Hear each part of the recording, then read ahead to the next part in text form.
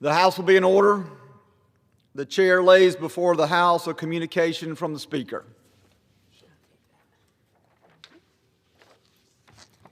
The Speaker's Rooms, Washington, D.C., March 19th, 2026. I hereby appoint the Honorable Michael Guest to act as Speaker pro tempore on this day. Signed, Mike Johnson, Speaker of the House of Representatives. The prayer will be offered by the guest chaplain, Dr. Brent Carr from Carolina Bible College in Anderson, South Carolina. Let us pray. Heavenly Father, we come before you today with humility and gratitude, acknowledging that you are the sovereign God that raises up nations and sustains them by your providence.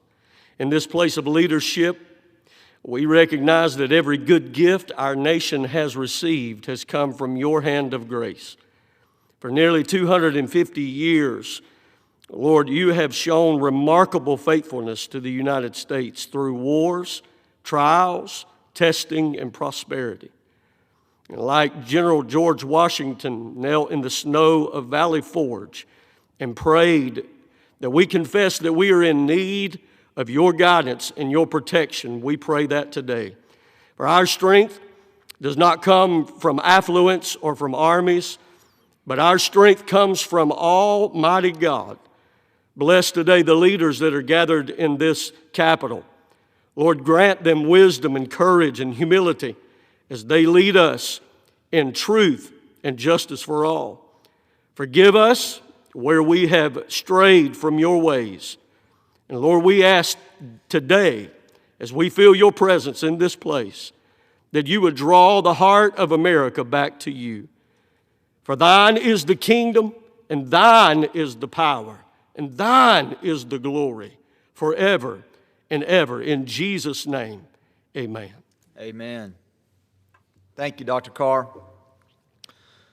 The chair has examined the journal of the last day's proceeding and announces to the House the approval thereof. Pursuant to Clause 1 of Rule 1, the journal stands approved.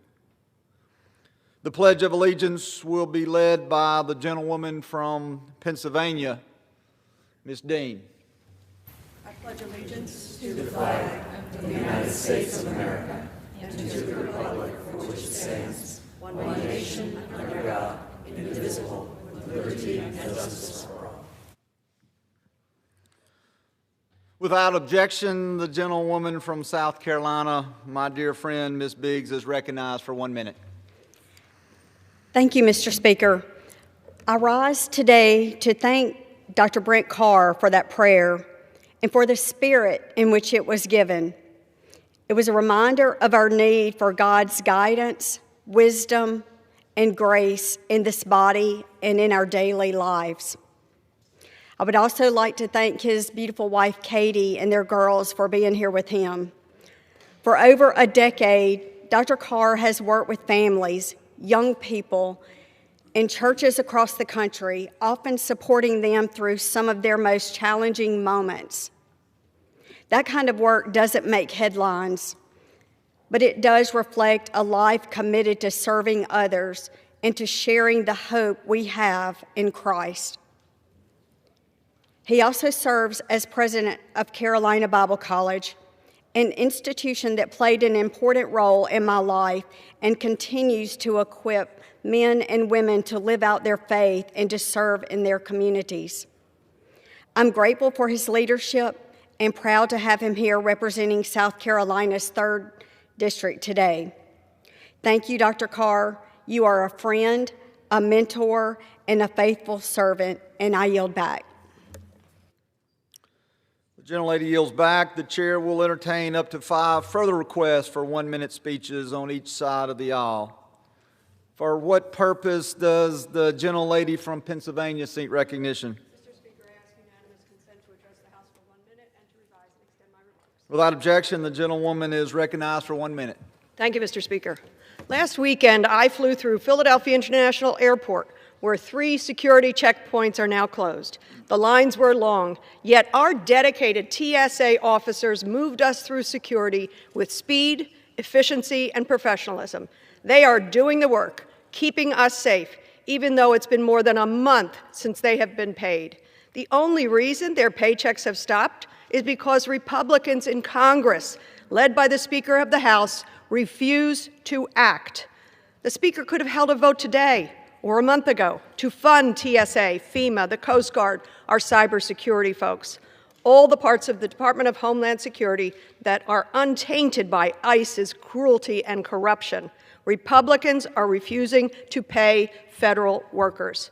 Withholding paychecks from dedicated public servants does not make America safer. It makes us more vulnerable in our neighborhoods, our airports, overseas. Mr. Speaker, listen to Americans. Hold ICE accountable and fund TSA now. Thank you. I yield back. The gentlelady yields back. For what purpose does the gentleman from North Carolina seek recognition? Mr. Speaker, I ask for unanimous consent to address the House for 1 minute to revise and extend. Without objection, the gentleman is recognized for 1 minute. Mr. Speaker, take me out to the ball game.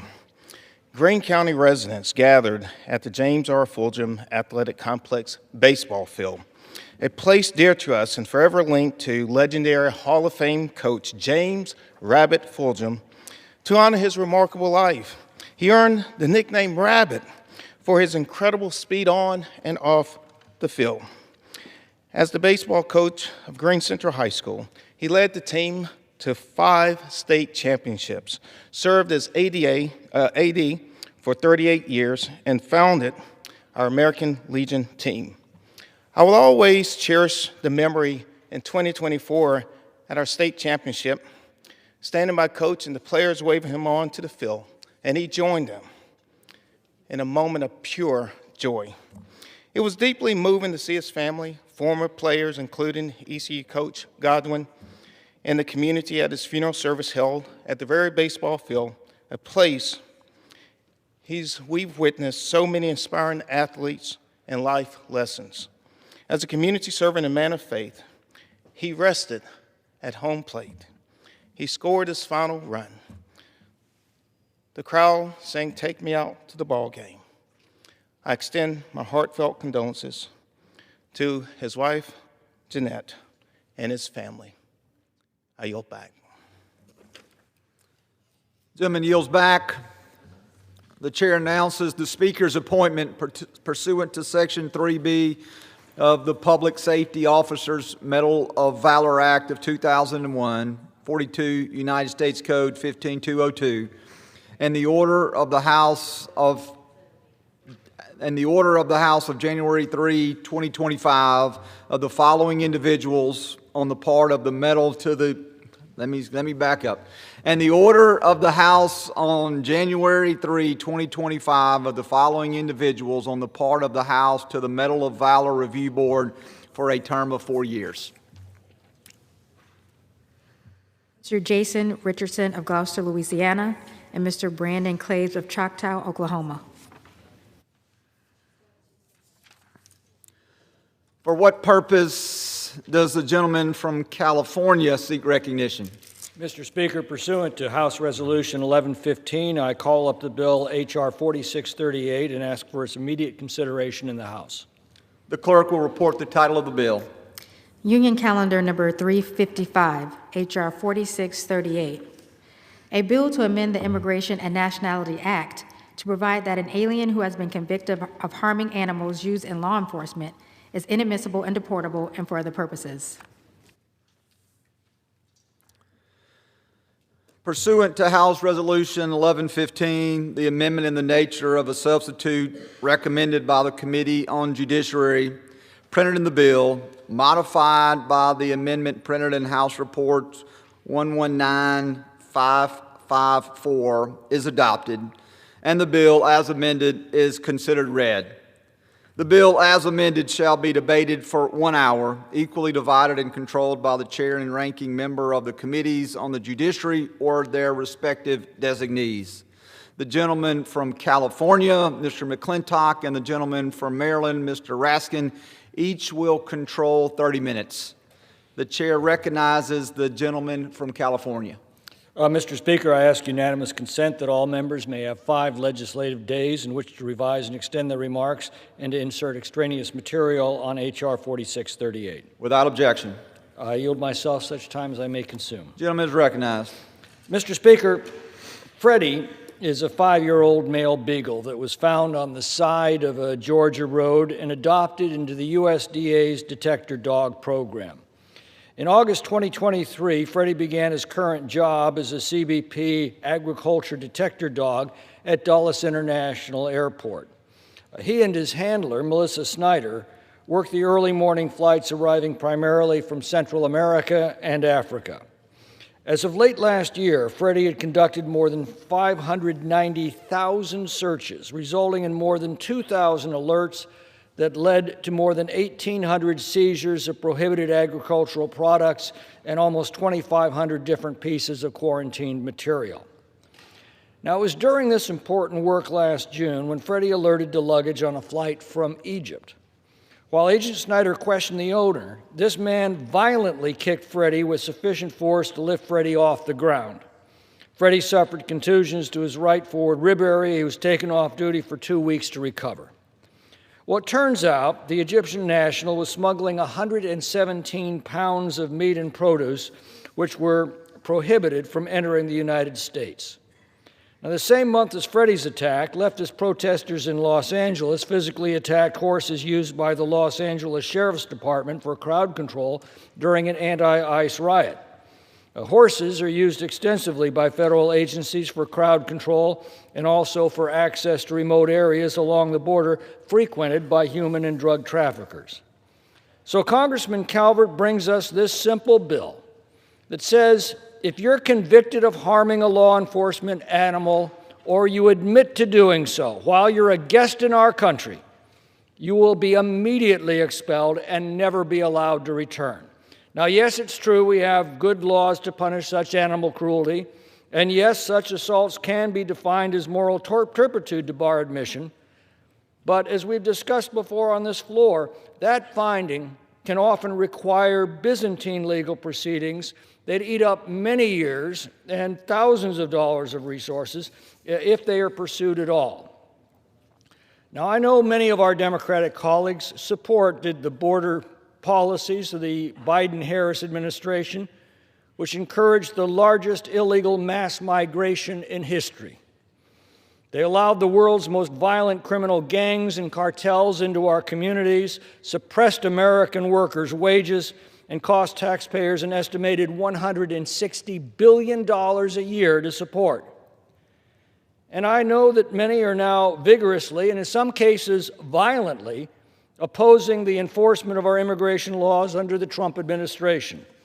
They can't change these laws, so they seek to obstruct their enforcement and attack, harass, and threaten the law enforcement officers who are upholding them.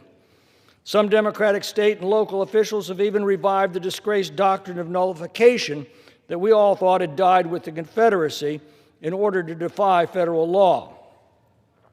There is a deep and irreconcilable divide between our parties that only the voters ultimately can resolve.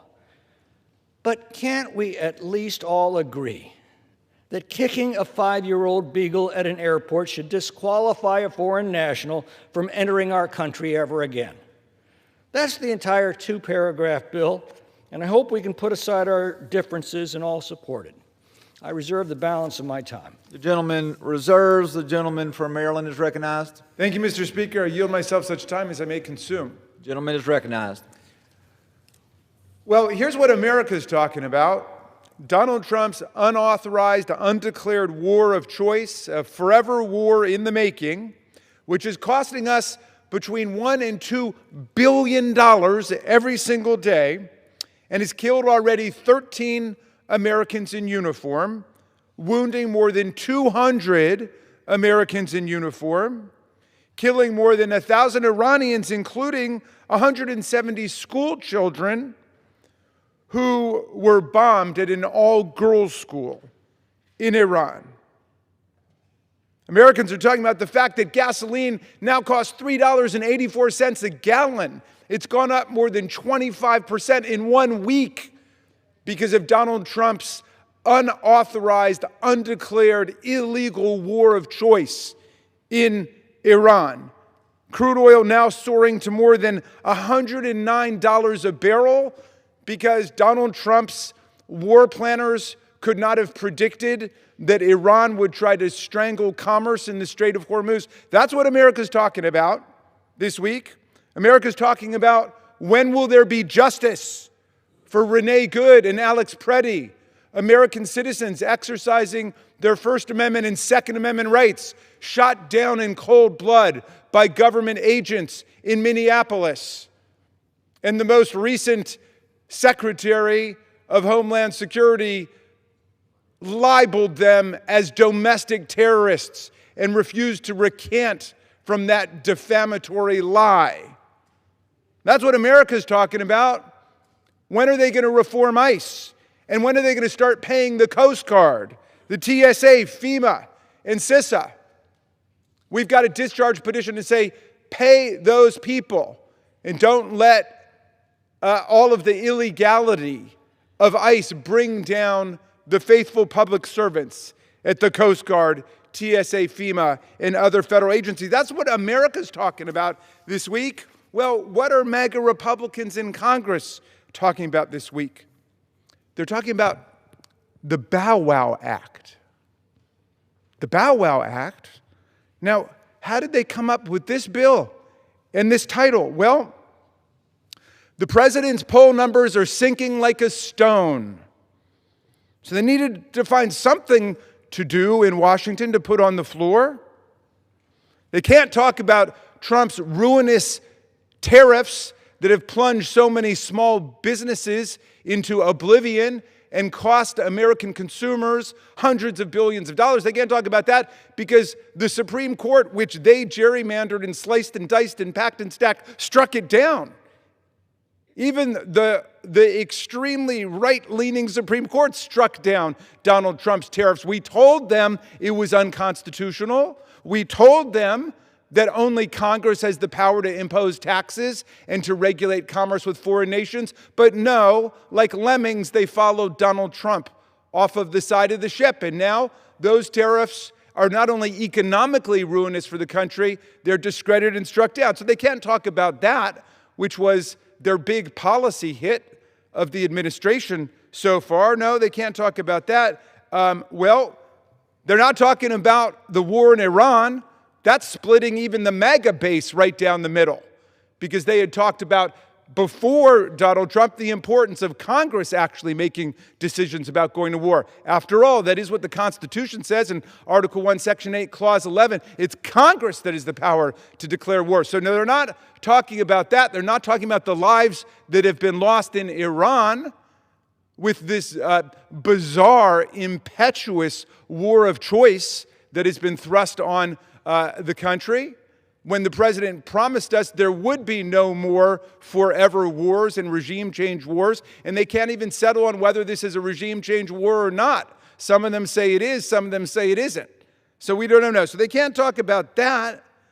Maybe they could talk about the health care public policy, which Donald Trump has been promising for more than a decade. It's a decade of in 2 weeks we'll get you our plan. They don't like the plans that we've got under Medicaid and the Affordable Care Act, which have delivered health care to millions of Americans. They've done whatever they can to dismantle those health care plans. Maybe they could come up with their health care plan. No, they're not uttering a peep about that, because you can't teach an old dog new tricks. And Donald Trump fundamentally is not interested in delivering a health care plan to America. So then someone says, well, let's go back to immigration. But they've already been told, don't talk about mass deportation. We pulled out of Minneapolis because we disgraced ourselves there. And we know that America reviles the policy of shooting down American citizens in cold blood for exercising their First Amendment and Second Amendment rights. So we can't talk about that. And then somebody discovered Freddie and said, there's a case at Dulles Airport with a dog, okay? And we can at least go to the dog people with the Bow Wow Act. Now, I'm co-chair of the Animal Protection Caucus, and I've got one of my dogs dog hair all over this suit, even though I tried to get it off before I came out this morning. If anybody is going to be a sucker for something called the Bow Wow Act, it's me. And, I don't vote for a lot of MAGA legislation, but every dog has his day. And I was willing to look at this one, right? I was moved by something called the Bow Wow Act. So I looked up the incident that the gentleman from California has referenced. And it was outrageous. I was outraged to learn about what happened to Freddie. It all started when Freddie the Beagle, the canine detective at Dulles Airport, who works with CBP, Customs and Border Protection, to detect smuggled agricultural products, alerted his superior officers at Dulles to the presence of over 100 pounds of prohibited food items that appeared in the baggage unloading area. So Freddie did his job, and he barked and alerted his superior officers to what was happening. And they determined that there was a guy coming over from Egypt, a foreign national named Ali Marie, Mr. Marie, age 70 years old, who was traveling to the airport, who had all of this illegal food, contraband, and he was foiled by Freddie's excellent detective work. And this frustrated Mr. Marie guy kicked Freddie. He kicked him so hard, the poor dog became airborne and had bruised ribs. Now, if you're a major dog person and you believe in animal protection, like me, you say to yourself, you've got to be kidding me. That should be illegal. Kick that guy out of the country immediately. Don't let him in. And guess what? That's exactly what happened. He was arrested immediately. He was charged immediately. He was held by the authorities. He was charged with one count of harming animals used in law enforcement under 18 U.S.C. 1368.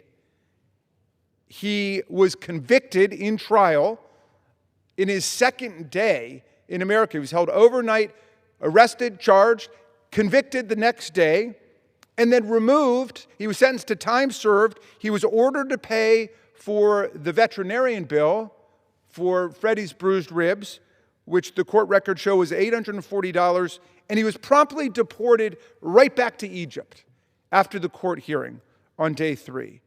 And I'm happy to report that according to the CBP, Freddie's doing fine today. All right, so the law worked. Imagine if Alex Preddy, imagine if Renee Good had that kind of criminal law enforcement and justice. What if their killers had been apprehended, arrested, charged, and convicted in 3 days? That'd be a great thing. But no, what do we hear from Pam Bondi? What do we hear from Kristi Noem, the now deposed former Secretary of Homeland Security? It's under investigation. Under investigation. Whole world saw it right on video. It's under investigation. Nothing's happening there. Freddie got justice.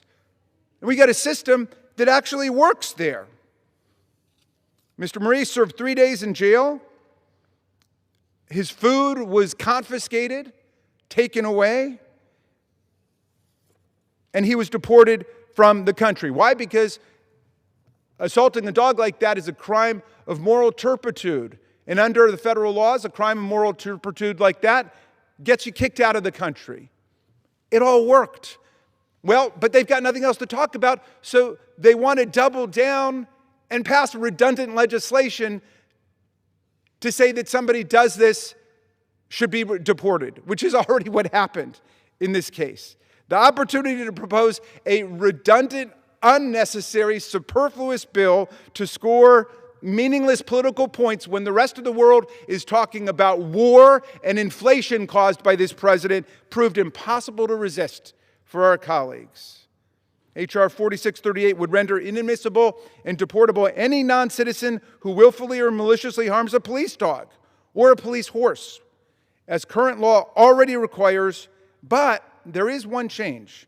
It removes the requirement that immigrants to the country, whether travelers like the doggone Mr. Marie or a green card holder, it removes the requirement that a non-citizen actually be convicted of a crime. It's enough that you be charged with it, or they say you admitted it or whatever, but the conviction requirement is removed. Now that has been a trend for our colleagues in this session. They've been taking things that are already crimes and saying, let's make that a matter of deporting and removing someone. Well, they already can be deported and removed, yeah, but now they want to excise the conviction requirement to do it without complete due process. Why would they do this? You know, Thomas Jefferson said at the time of the Alien and Sedition Acts that there will be a temptation to go after the immigrants. And he said that when you water down constitutional requirements as they apply to non-citizens, that's going to come to affect the citizens too. A bitter lesson learned by the families of Alex Preddy and Renee Good.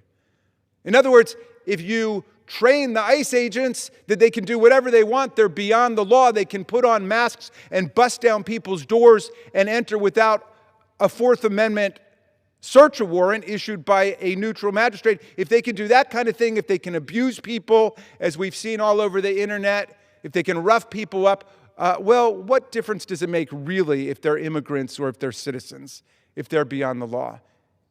And now we've got dead Americans at the hands of our own federal agents. And nobody charged, and nobody arrested, nobody being prosecuted. So they want to just get rid of the conviction requirement before people are deported. They can already be deported once they're convicted, but they want to get rid of the conviction requirement. Well, this case illustrates how completely unnecessary the bill is. Harming animals in law enforcement, any form of animal cruelty, is already a crime involving moral turpitude and has been for a long time. It's a deportable offense, and everybody knows it. If it wasn't, Mr. Marie would not have been deported 3 days after he kicked Freddie. Bizarrely, because their bill doesn't require a conviction, if this legislation had been in place and say Mr. Marie had been deported on day 2 instead of day 3, and there had been no trial, he never would have had to pay restitution. Think about that. Due process helps a lot of people. It's not just for the benefit of that defendant who might be innocent, as Mr. Marie was not, but it also benefits the victims, because the victims can win restitution and fines in this way.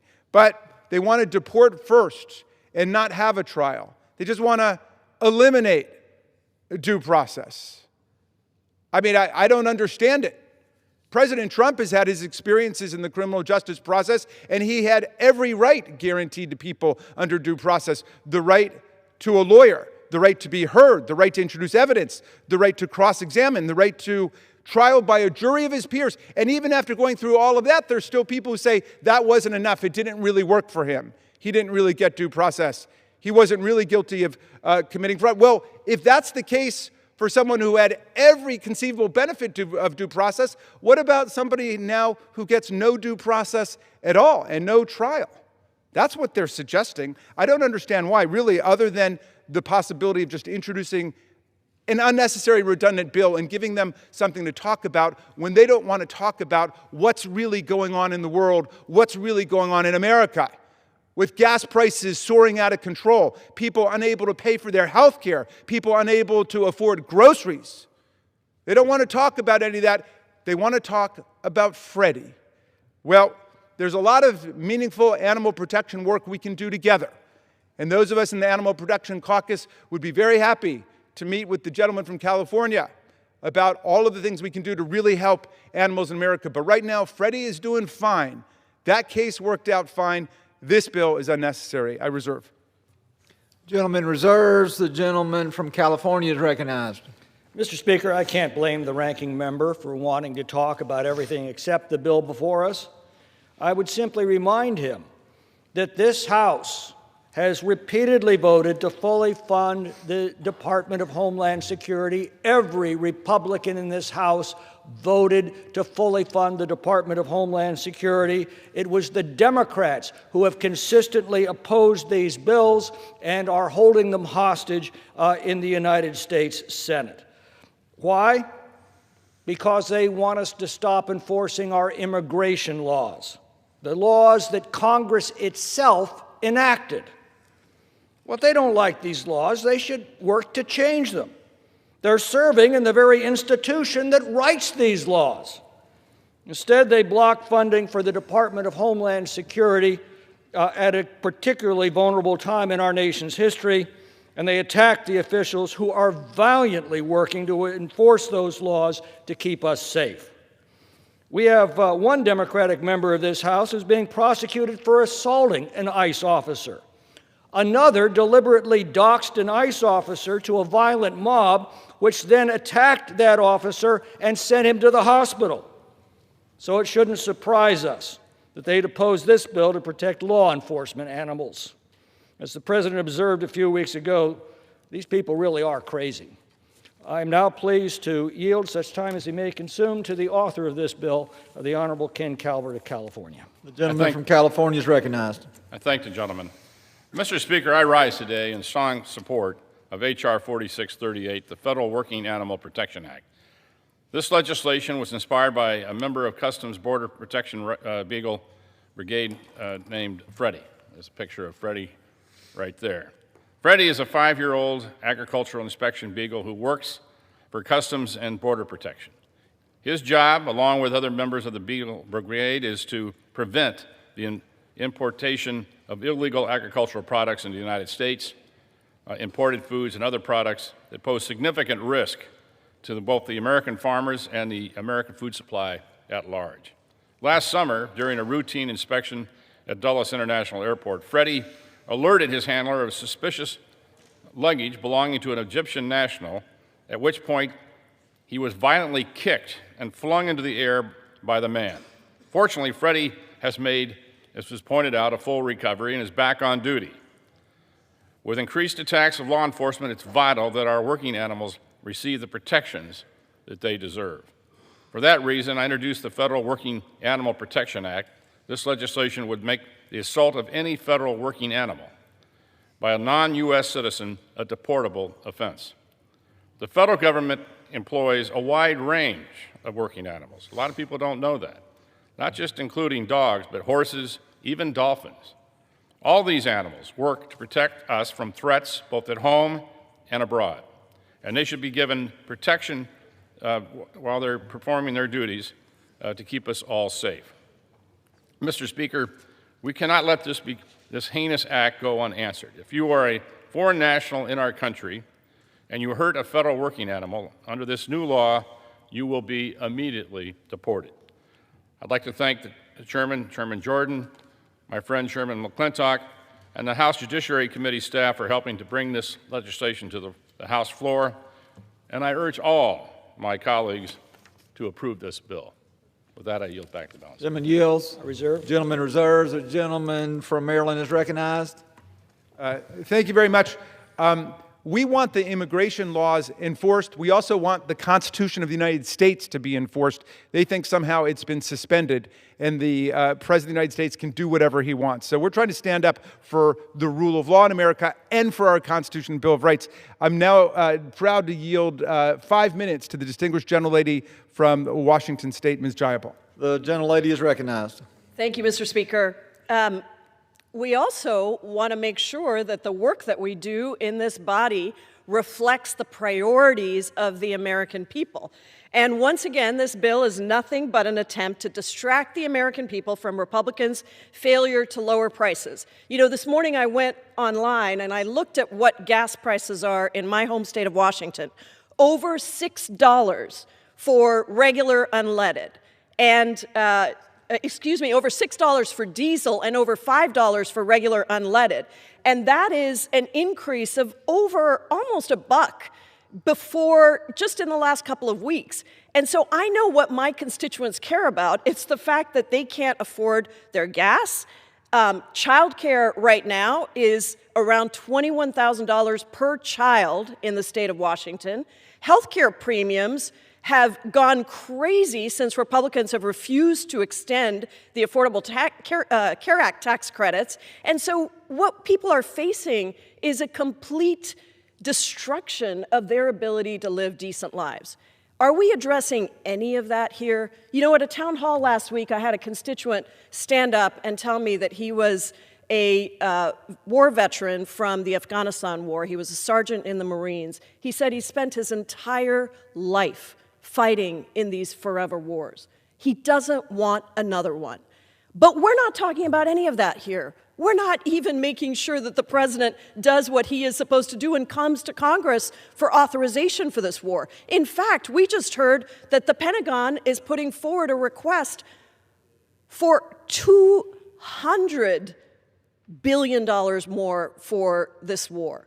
How on earth are we going to pay for that?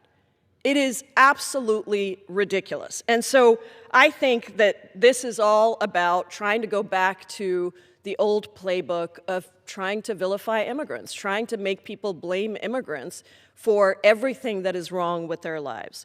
The reality is, instead of figuring out how we can stop immigration agents from murdering U.S. citizens on the street or arresting and imprisoning children, we are back to Republicans' favorite type of bill. Find a crime, blame an immigrant, make people deportable and inadmissible without requiring a conviction, deny them basic due process, rinse and repeat. By the way, for people who are listening, who are upset about the mass deportations that the Republicans do not want to talk about here because they're incredibly unpopular, this is the pipeline to those mass detentions and mass deportations. This is the way that DHS, a lawless ICE, and CBP is able to just go out and pick up anybody and continue to detain and deport people, including U.S. citizens. But this one that's on the floor today is a new one, even for us. It's moving into the arena of harming animals. Now, I'm speaking as someone who has long been a champion of animal welfare. I've supported bills that protect animals and prevent inhumane treatment of them. My dog, Otis, has been a loved and loving member of our family for 14 years. He's an incredibly resilient guy. Some of my constituents recognize him more than my spouse because he goes everywhere with us. So I take violence against animals seriously, and so do our immigration laws. The crime referenced in this bill requires someone to willfully and maliciously harm a dog or horse. This is already a crime involving moral turpitude, which can render someone deportable or inadmissible from the country. In 2018, the Board of Immigration Appeals made clear that the crime of animal fighting is a crime involving moral turpitude, and that is because there is a clear intent to harm the animal. In addition to the binding precedent set by the Board of Immigration Appeals, the 9th and 10th Circuit Courts of Appeal also found that animal cruelty is a crime involving moral turpitude. So this issue is already well covered under our immigration laws, and this bill is once again largely unnecessary. If Republicans are concerned about cruelty to animals, why not look at Homeland Security Secretary Kristi Noem, who shot and killed her 14-month-old dog, Cricket? Unfortunately, this bill goes too far in eroding due process rights. Under current law, a person does not need to be convicted of a crime to be inadmissible. However, under most circumstances, you do need a conviction to be deportable. Once again, as they have with so many other bills, my Republican colleagues do not require someone to be convicted of this crime to be deportable from the country. That means that a green card holder who has lived here for decades could be deported. Do I have another minute? I grant the gentlelady an additional minute. Gentlelady is recognized. That means that a green card holder who has lived here for decades could be deported from the country without even being convicted of a crime. This bill was written in response to an incident where a 70-year-old man kicked a Customs and Border Protection agriculture detector dog at Dulles Airport. The incident was horrible, and no dog should ever be kicked or harmed.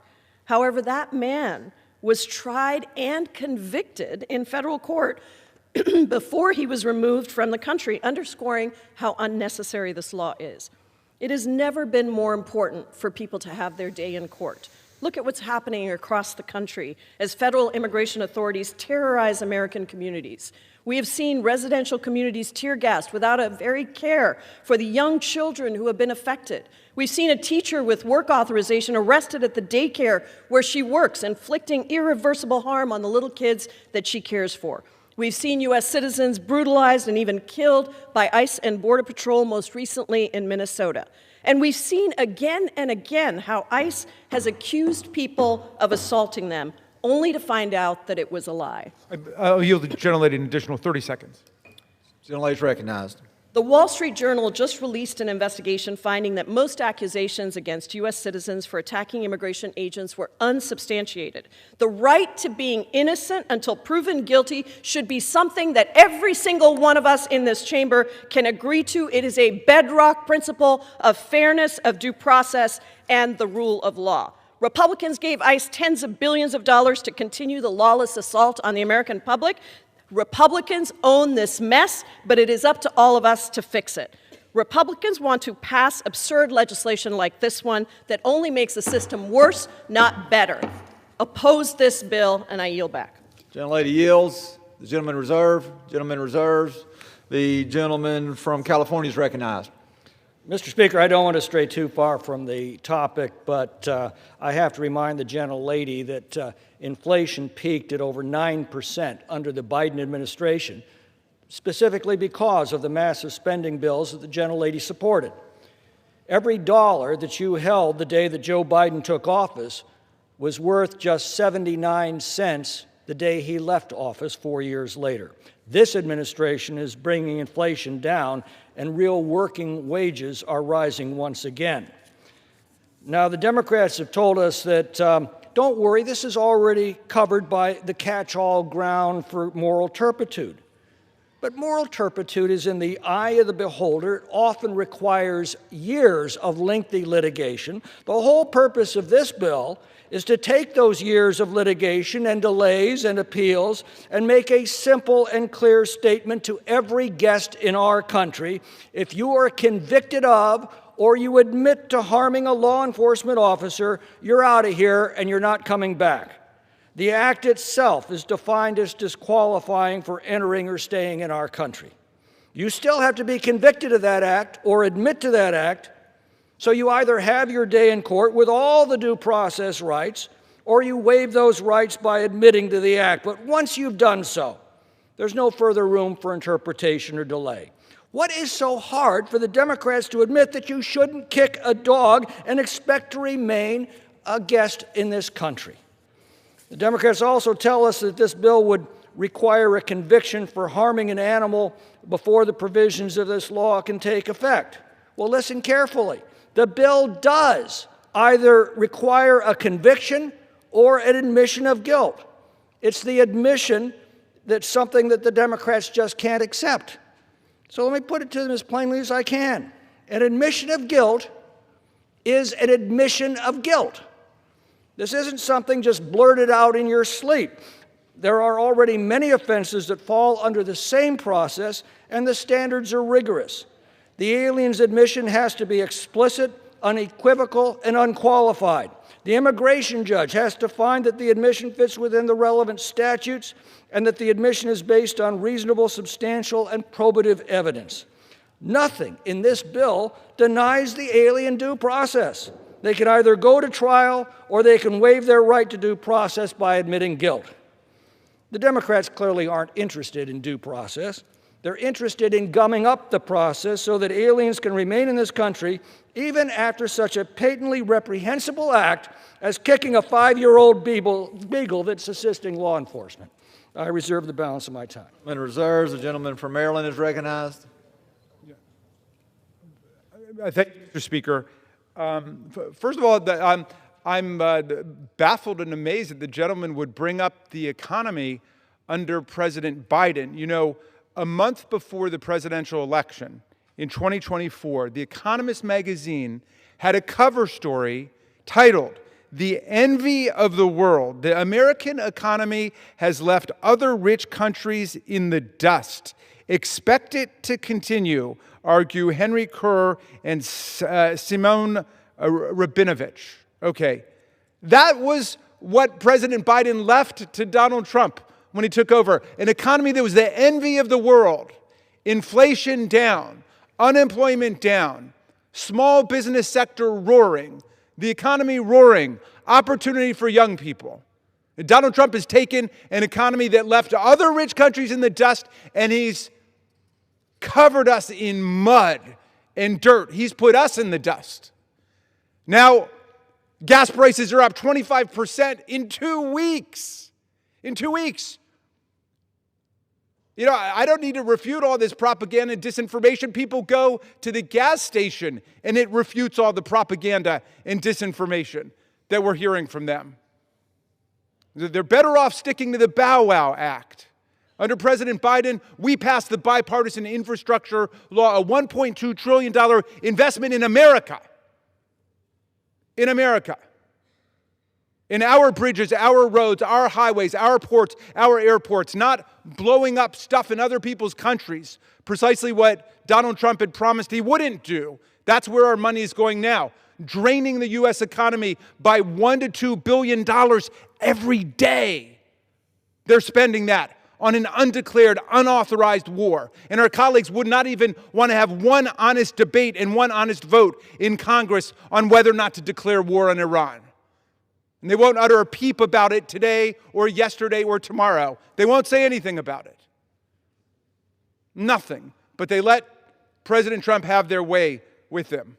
So now the gentleman says, somehow accuses us of not being interested in animal rights and animal welfare. I'm sorry, I usually don't go running to right-wing MAGA forces for the protection of animals against animal cruelty and the industrial slaughterhouses and so on. They don't show much interest in that. But now in Freddie's case, because there was an immigrant traveler involved, they want to pass a law which is an exact echo of what the law is. The gentleman has not explained to us why we need to pass a law when Freddie's kicker was arrested, jailed, charged, prosecuted, convicted, and sent back to Egypt all within 3 days. He never saw anything outside of a jail cell in the United States of America, and yet they tell us we need essentially to go back and pass the law that mimics what the law is today, except now they want to sneak in a provision saying we're going to remove the necessity of a conviction. Why would it have been better to deport Mr. Marie on day 2 before he was fined $800 or $900 for Freddie's veterinarian bill? Why would that have been better? The gentleman hasn't explained. That's the only substantive change I can imagine coming from the Bow Wow bill, because the Bow Wows are already protected, as we saw in this case. And I wish he could summon up for the GOP caucus the same kind of fervor and passion and commitment they're now demonstrating for animal rights and welfare. Summon that up for human rights and human welfare, for people like Alex Preddy and Renee Good, who were shot down by out-of-control ICE agents in Minneapolis. And then ICE and Homeland Security say they will not cooperate with local police authorities in Minneapolis and state police in Minnesota. Why not? All of a sudden they care just about dogs. They want to rewrite a law that already exists, that already protects dogs, as we saw in this case, and not explain why they want to do it. It's an absolute diversion. It's an absolute distraction for the country. They can't talk about gas prices. They can't talk about inflation. Remember, President Trump said he was going to bring down prices on day 1. He hasn't done one thing to bring down prices. And now it's soaring out of control throughout the entire economy because of his illegal, unauthorized war that is splitting even their own base. The most unpopular war at the beginning that we've seen maybe in American history, certainly in this century, because nobody explained why they were doing it, which is why the founders said it's got to be Congress who decides whether we go to war. James Madison, Thomas Jefferson, Benjamin Franklin, Tom Paine, the whole founding generation knew that the kings were always plunging their countries into impetuous wars of conceit, vanity, imperial ambition, foreign intrigue, and corruption. They didn't trust one guy with that decision. They put that decision in us. They reposed it in us, whether or not we wanted it. And they're running away from it. They don't want to make a decision about this war, which Donald Trump now calls the little excursion. The little excursion in Iran. The little excursion which has already taken the lives of 13 U.S. citizens in uniform and wounded more than 200 Americans and killed more than 1,000 Iranians, including 170 school children who got bombed in this reckless, impetuous war. So they don't want to talk about that. It's the Bow Wow Act, but they have not made one good argument about why we need to add a redundant, superfluous law in this way. I yield back. Gentleman yields. The gentleman from California is recognized. Mr. Speaker, nothing in this bill prevents a miscreant from being convicted and being punished for their actions. What it does is simply remove the years of delay that can prevent the deportation of an alien after they have been fined or incarcerated if they are charged. Under democratic sanctuary laws, I would remind us that the criminal aliens who are incarcerated, instead of being turned over to ICE for deportation, are released back on our streets. That's the whole point of these sanctuary laws. With that, I'll reserve the balance of my time, and I'm prepared to close. The gentleman from California has the only time remaining. In that case, Mr. Speaker, I will close. Gentleman is recognized. Mr. Speaker, it shocked the country when not a single Democrat would rise on the floor to affirm that the first duty of the federal government is to protect American citizens and not illegal aliens. It mystified us when not a single Democrat would rise on the floor to acknowledge families devastated by heinous crimes committed by illegal aliens. It shocked us when not a single Democrat would rise on the floor even to honor our war heroes or the U.S. hockey team. And it should astonish us that the Democrats could oppose a simple bill that says if a guest in our country harms a law enforcement animal like a 5-year-old beagle or a horse, they're no longer welcome here and they need to leave. But on reflection, I shouldn't be surprised. After all, the Democrats are strangely tolerant of protesters kicking, punching, and attacking ICE officers as they enforce the very laws that Congress has enacted. So what's an injured dog to them as long as the perpetrator is a foreign national? What's an injured dog to them as long as they're injured enforcing laws that the Democrats don't like? This isn't just about Freddie the Beagle. It's about whether we will tolerate violent predators imported into our country. If they'll kick a dog in the presence of a law enforcement officer, you can be sure they'll do far worse when that law enforcement officer isn't present or the victim is a defenseless girl on a subway. You want such people in our country. The Democrats do, the Republicans don't. And the time for choosing is approaching. Until then, we'll have this vote, which should be revealing as Americans consider their future. And, Mr. Speaker, I'd also ask unanimous consent that a CBO cost estimate for this bill be included in the record. Without objection. And I yield back the balance of my time. The gentleman yields back. Time for debate has expired. Pursuant to House Resolution 1115, the previous question is ordered on the bill as amended. The question is on engrossment of third reading of the bill. Those in favor say aye. Those opposed, no. Independent, the ayes have it. Third reading. Bill to Immigration and Nationality Act to provide that an alien who has been convicted of harming animals used in law enforcement is inadmissible and deportable and for other purposes.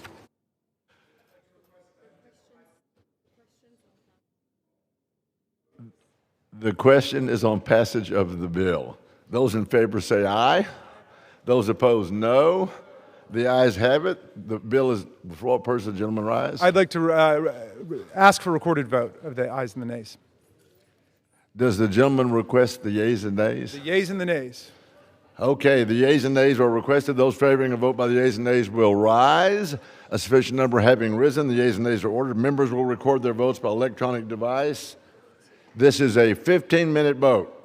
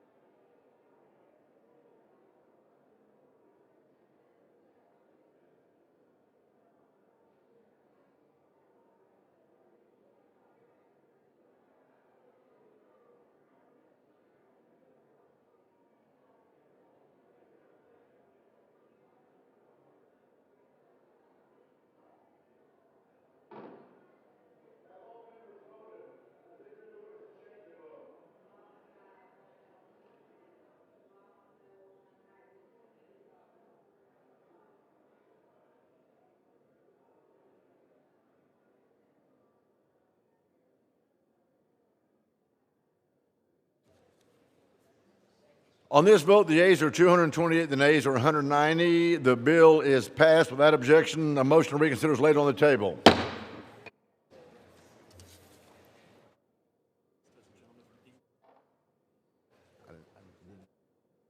For what purpose does the gentleman from Indiana seek recognition? Mr. Speaker, I ask unanimous consent that when the House adjourns today, it adjourn to meet at 10:30 a.m. tomorrow, and further, when the House adjourns on that day, it adjourn to meet at noon on Tuesday next for morning hour debate and 2 p.m. for legislative business. Without objection. For what purpose does the gentlelady from Washington seek recognition? Mr. Speaker, I ask unanimous consent that the gentleman from Texas, Mr. Craig Goldman, be removed as a co-sponsor from H.R. 1522. Without objection.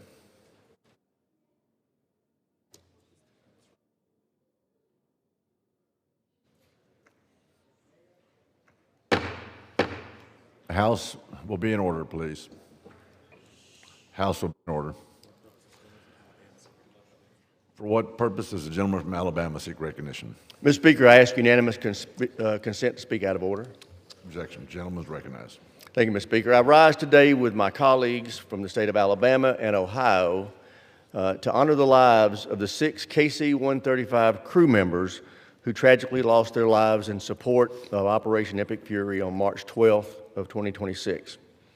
Our prayers are with the families of Major John Clinner, Captain Ariana Savina, and Technical Sergeant Ashley Pruitt, assigned to the 6th Air Refueling Wing, performing duties for the 99th Air Refueling Squadron out of Birmingham, Alabama, along with the families of Captain Seth Koval, Captain Curtis Angst, and Technical Sergeant Tyler Simmons, assigned to the 121st Air Refueling Wing out of Columbus, Ohio.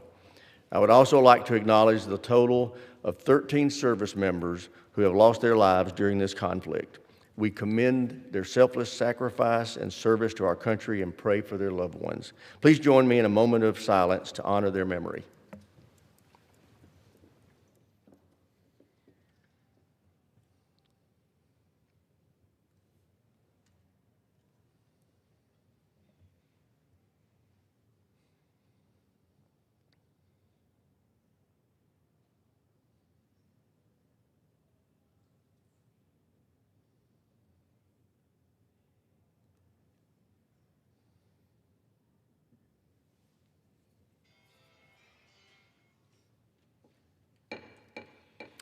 Thank you, Mr. Speaker. I yield back.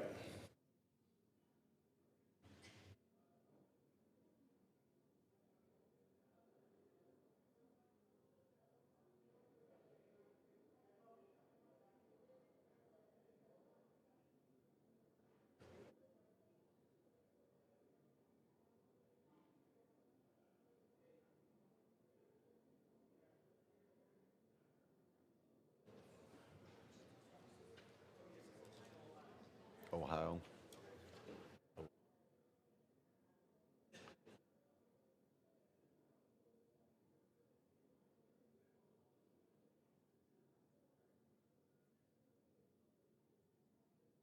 For what purpose does the gentlelady from Ohio seek recognition?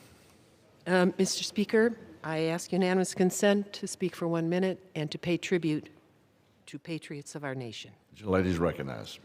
Mr. Speaker, we rise today with heavy hearts and deep gratitude to honor 3 courageous Ohio National Guard members who gave their lives in service to our nation. Captain Seth Koval, Captain Curtis Angst, and Master Sergeant Tyler Simmons of the 121st Air Refueling Wing from Columbus, Ohio, one of the most difficult maneuvers in aviation. These airmen answered our country's call without hesitation. They carried America's mission far beyond our shores. They stood for something greater than themselves, defending liberty and patriotic values that define us as a nation. They were not only skilled professionals, but patriots in the truest sense, men of honor, character, and quiet strength. Their loss is felt deeply across Ohio, in Stoutsville, in Wilmington, in Columbus, and across our grateful republic. We remember not only how they died, but how they lived, with courage, duty, and unwavering devotion to the United States of America. Their sacrifice reminds us that freedom is never free, and that it endures because of heroes like them. True to the 121st vision to be masters of air power, safeguarding liberty and security for Ohio and the United States. They paid tribute to the Air Force's core values of integrity first, service before self, and excellence in all we do. These fallen heroes embody this spirit. May God bless them, bless their families, bless their colleagues, and may God bless the United States of America in the days ahead. Thank you, Mr. Speaker. I yield back. And I ask for a moment of silence in their memory.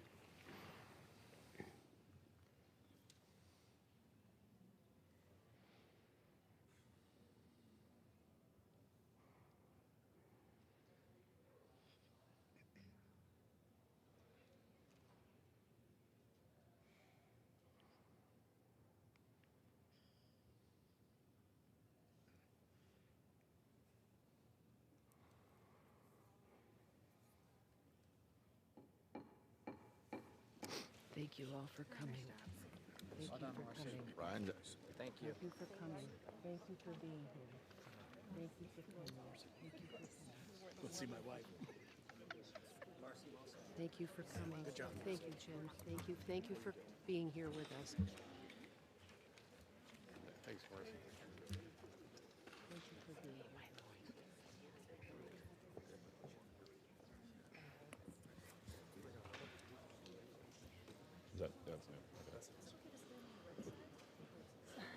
For what purpose does the gentlewoman from Washington seek recognition?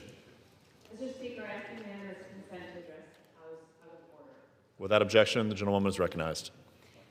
Mr. Speaker, I rise today in honor of all 13 service members who have died in service in the last couple of weeks. And I rise specifically today together with my fellow members from the Washington delegation to honor the life and service of U.S. Air Force Captain Ariana Savino from Covington, Washington, who tragically passed away last week while bravely serving our country. We are all deeply grateful for Captain Savino's commitment to service, for her time in the ROTC at Central Washington University, and all the way to her most recent deployment. She flew nearly 350 combat hours as both a combat systems operator and as a pilot, and her service earned her the Air Medal and the Air and Space Commendation Medal. Countless friends and family have all spoken about what a remarkable young woman Captain Savino was, about her energy and her laughter and how she uplifted her fellow service members and paved the way for others like her. And our nation and the state of Washington and the community back home in my 8th congressional district have really all lost a true hero. Her work and dedication and her patriotism should inspire all of us. I had the privilege of meeting her family, and as we mourn together with them and all of her loved ones, we take solace in knowing that her courage and her passion for flying and her love of country will live on through so many whom she has inspired to follow in her path. We extend our deepest condolences to her friends and family and reiterate our profound gratitude for her service to our nation. Please join all of us from Washington in a moment of silence for Captain Savino.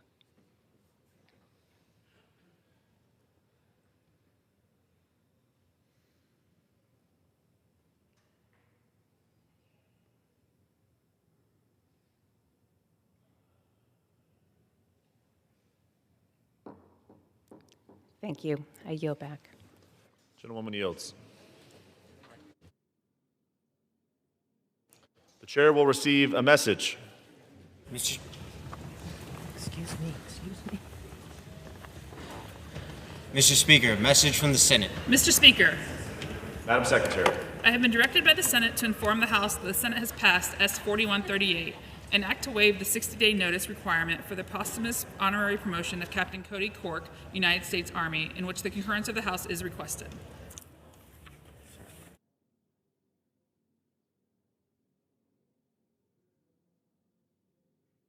For what purpose does the gentleman from Alabama seek recognition? Mr. Speaker, I ask unanimous consent to take from the Speaker's table S 4138 and ask for its immediate consideration in the House.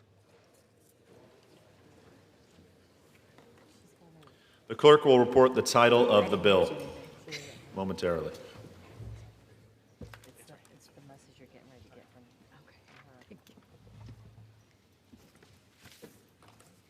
Senate 4138, an act to waive the 60-day notice requirement for the posthumous honorary promotion of Captain Cody Cork, United States Army.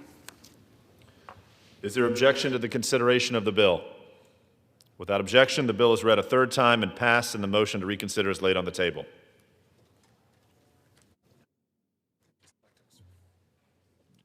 The chair will now entertain requests for 1-minute speeches. For what purpose does the gentleman from Georgia seek recognition?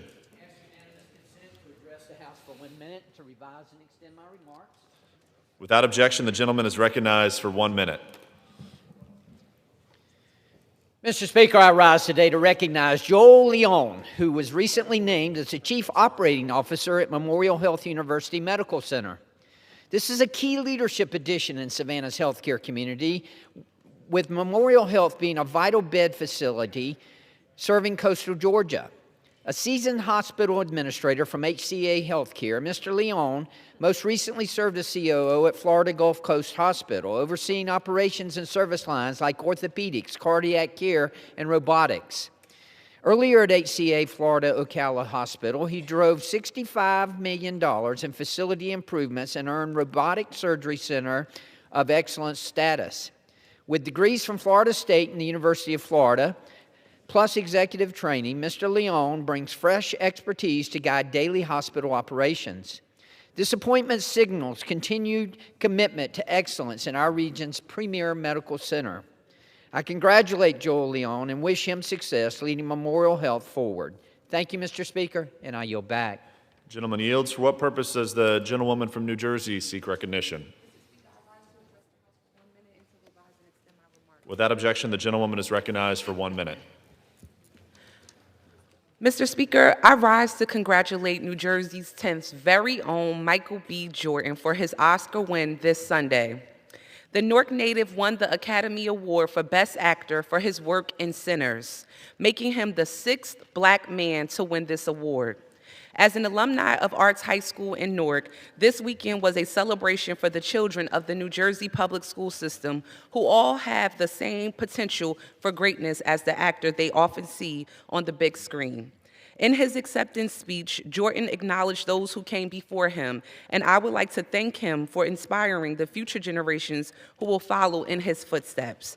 On behalf of New Jersey's 10th, I once again congratulate Michael B. Jordan and celebrate the excellence being fostered in our community. With that, I yield back.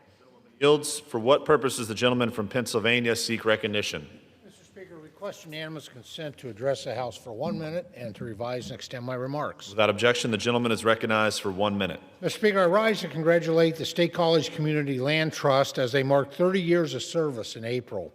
Since 1996, Land Trust has been turning houses into affordable homes for families across State College. Through a dedicated process of purchasing and renovating properties, the Land Trust creates opportunities for individuals and families to settle in the community.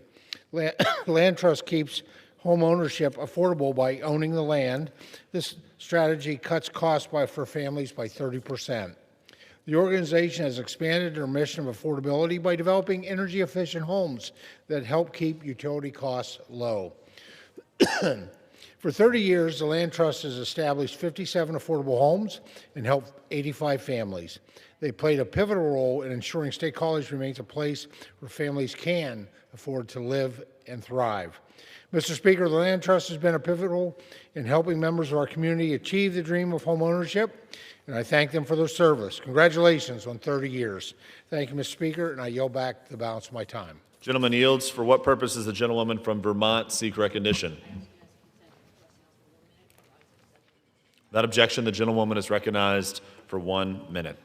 Thank you, Mr. Speaker. Americans do not want to live in a country where masked agents can carry you away in an unmarked car.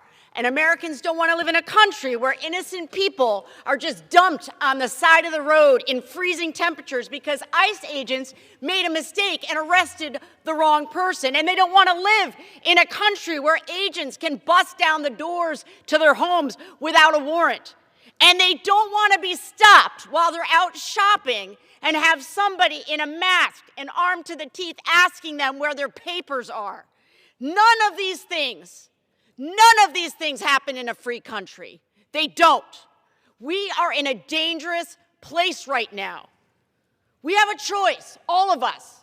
We can either speak out and defend the rights that are given to us in our Constitution, or we can watch them slip away.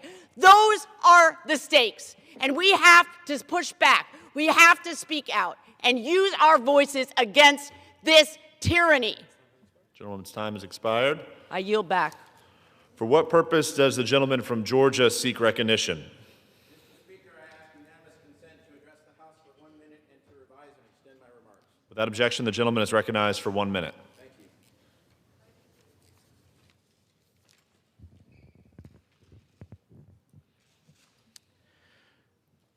Mr. Speaker, I rise today to congratulate the 2026 Georgia High School Association Class A Division I champions, the Rabun County High School Wildcats basketball team. Last Friday, the Wildcats soundly defeated the South Macon Patriots 52-43, leading the team to secure their first ever state championship in program history and just the second for any team sport at Rabun County High. This Wildcat squad put on an impressive performance all season long, boasting an incredible 30-2 record. Led by Coach David Adcock, these young men have made Rabun County and the entire 9th District proud through their undeniable talent, grit, and sportsmanship.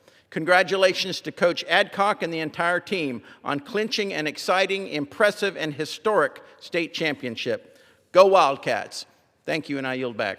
Gentleman yields. For what purpose does the gentlewoman from Arizona seek recognition? Mr. Speaker, I rise and ask unanimous consent to address the House for 1 minute and revise. Without objection, the gentlewoman is recognized for 1 minute.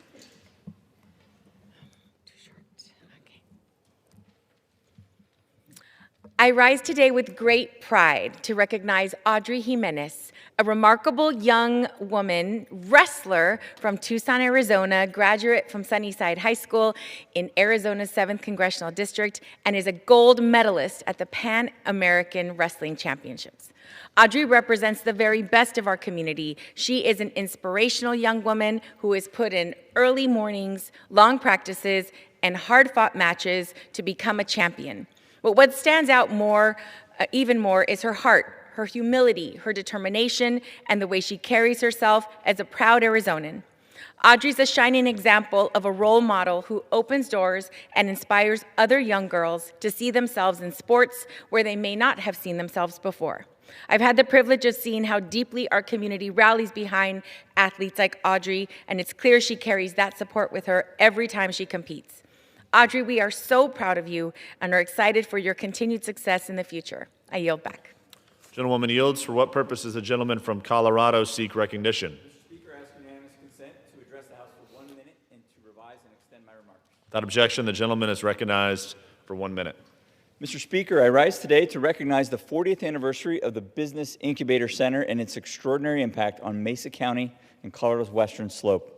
For 4 decades, the Business Incubator Center has been a driving force for economic growth, supporting entrepreneurs, strengthening small businesses, and creating opportunities in communities across the region. Its work reflects the very best of local innovation and leadership. This impact is clear. The incubator has supported 33% of all businesses in Mesa County and has helped create more than 14,000 jobs. These are not just numbers. They're family-supported, livelihoods sustained, and stronger communities. Through mentorship resources and a commitment to helping others succeed, the Business Incubator Center has empowered generations of business owners to build something meaningful and lasting in Western Colorado. I congratulate the Business Incubator Center on 40 years of success and recognizing its lasting impact on the people and communities it serves. Thank you, Mr. Speaker. I yield back. Gentleman yields. For what purpose does the gentlewoman from Ohio seek recognition? Without objection, the gentlewoman is recognized for 1 minute.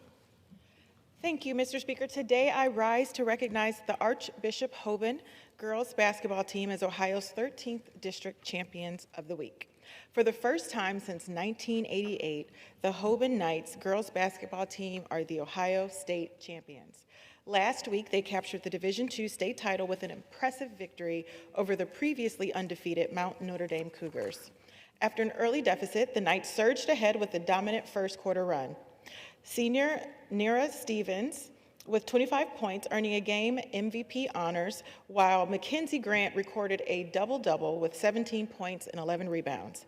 Despite being undersized, the Lady Knights outworked their opponent, securing a 72-64 win over the Cougars. Their grit, teamwork, and determination fueled this championship performance. Mr. Speaker, I often call our community the birthplace of champions because of basketball greats like LeBron James and Steph Curry, who were born there. But the Hoban girls basketball team has certainly proven that this legacy stands, and they have immensely contributed towards it. This team has made Akron and Ohio's 13th Congressional District proud. Again, I want to extend my sincere congratulations to these outstanding student athletes and commend them on being named Champion of the Week. We are so proud of you, ladies, and you have all of Congress in Ohio's 13th District cheering you on as well. Thank you, Mr. Speaker. I yield back. Gentlewoman yields. For what purpose does the gentlewoman from North Dakota seek recognition?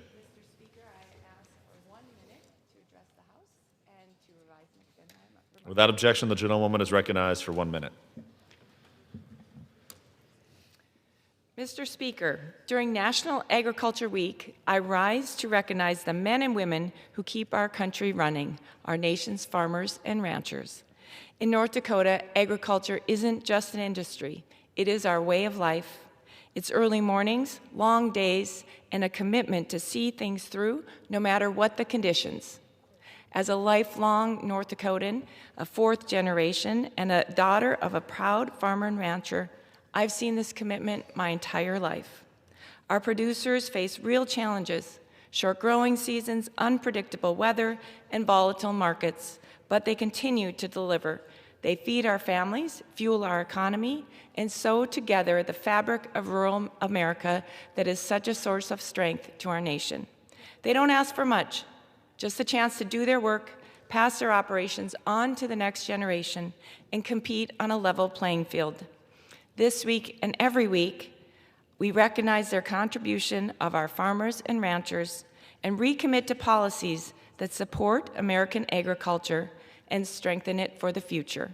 Thank you, Mr. Speaker, and I yield back. Gentlewoman yields. For what purpose does the gentleman from Virginia seek recognition? I seek unanimous consent to address the House for 1 minute to revise and extend my remarks. Without objection, the gentleman is recognized for 1 minute. Mr. Speaker, I rise today to recognize Sheriff Scott Foster for his 31 years of outstanding service in law enforcement. Sheriff Foster began his career in 1994, advancing from the rank of deputy to captain. On September 15, 2022, he was appointed sheriff of the city of Fredericksburg and was sworn in shortly afterwards. Since taking office, Sheriff Foster worked to improve the Fredericksburg Sheriff's Office by updating operational plans, implementing policies and procedures, and improving training and record keeping. Under his leadership, he also established a career development program to support employee growth and recognize professional excellence within the department. I want to personally congratulate and thank Sheriff Foster for his dedication to ensuring our Fredericksburg communities stay safe and have access to the resources that they need. His impact on the community will be felt for years to come. Thank you, and I yield back. Gentleman yields. For what purpose does the gentleman from Indiana seek recognition? Mr. Speaker, I ask for unanimous consent to address the House for 1 minute and to revise and extend my remarks. Without objection, the gentleman is recognized for 1 minute.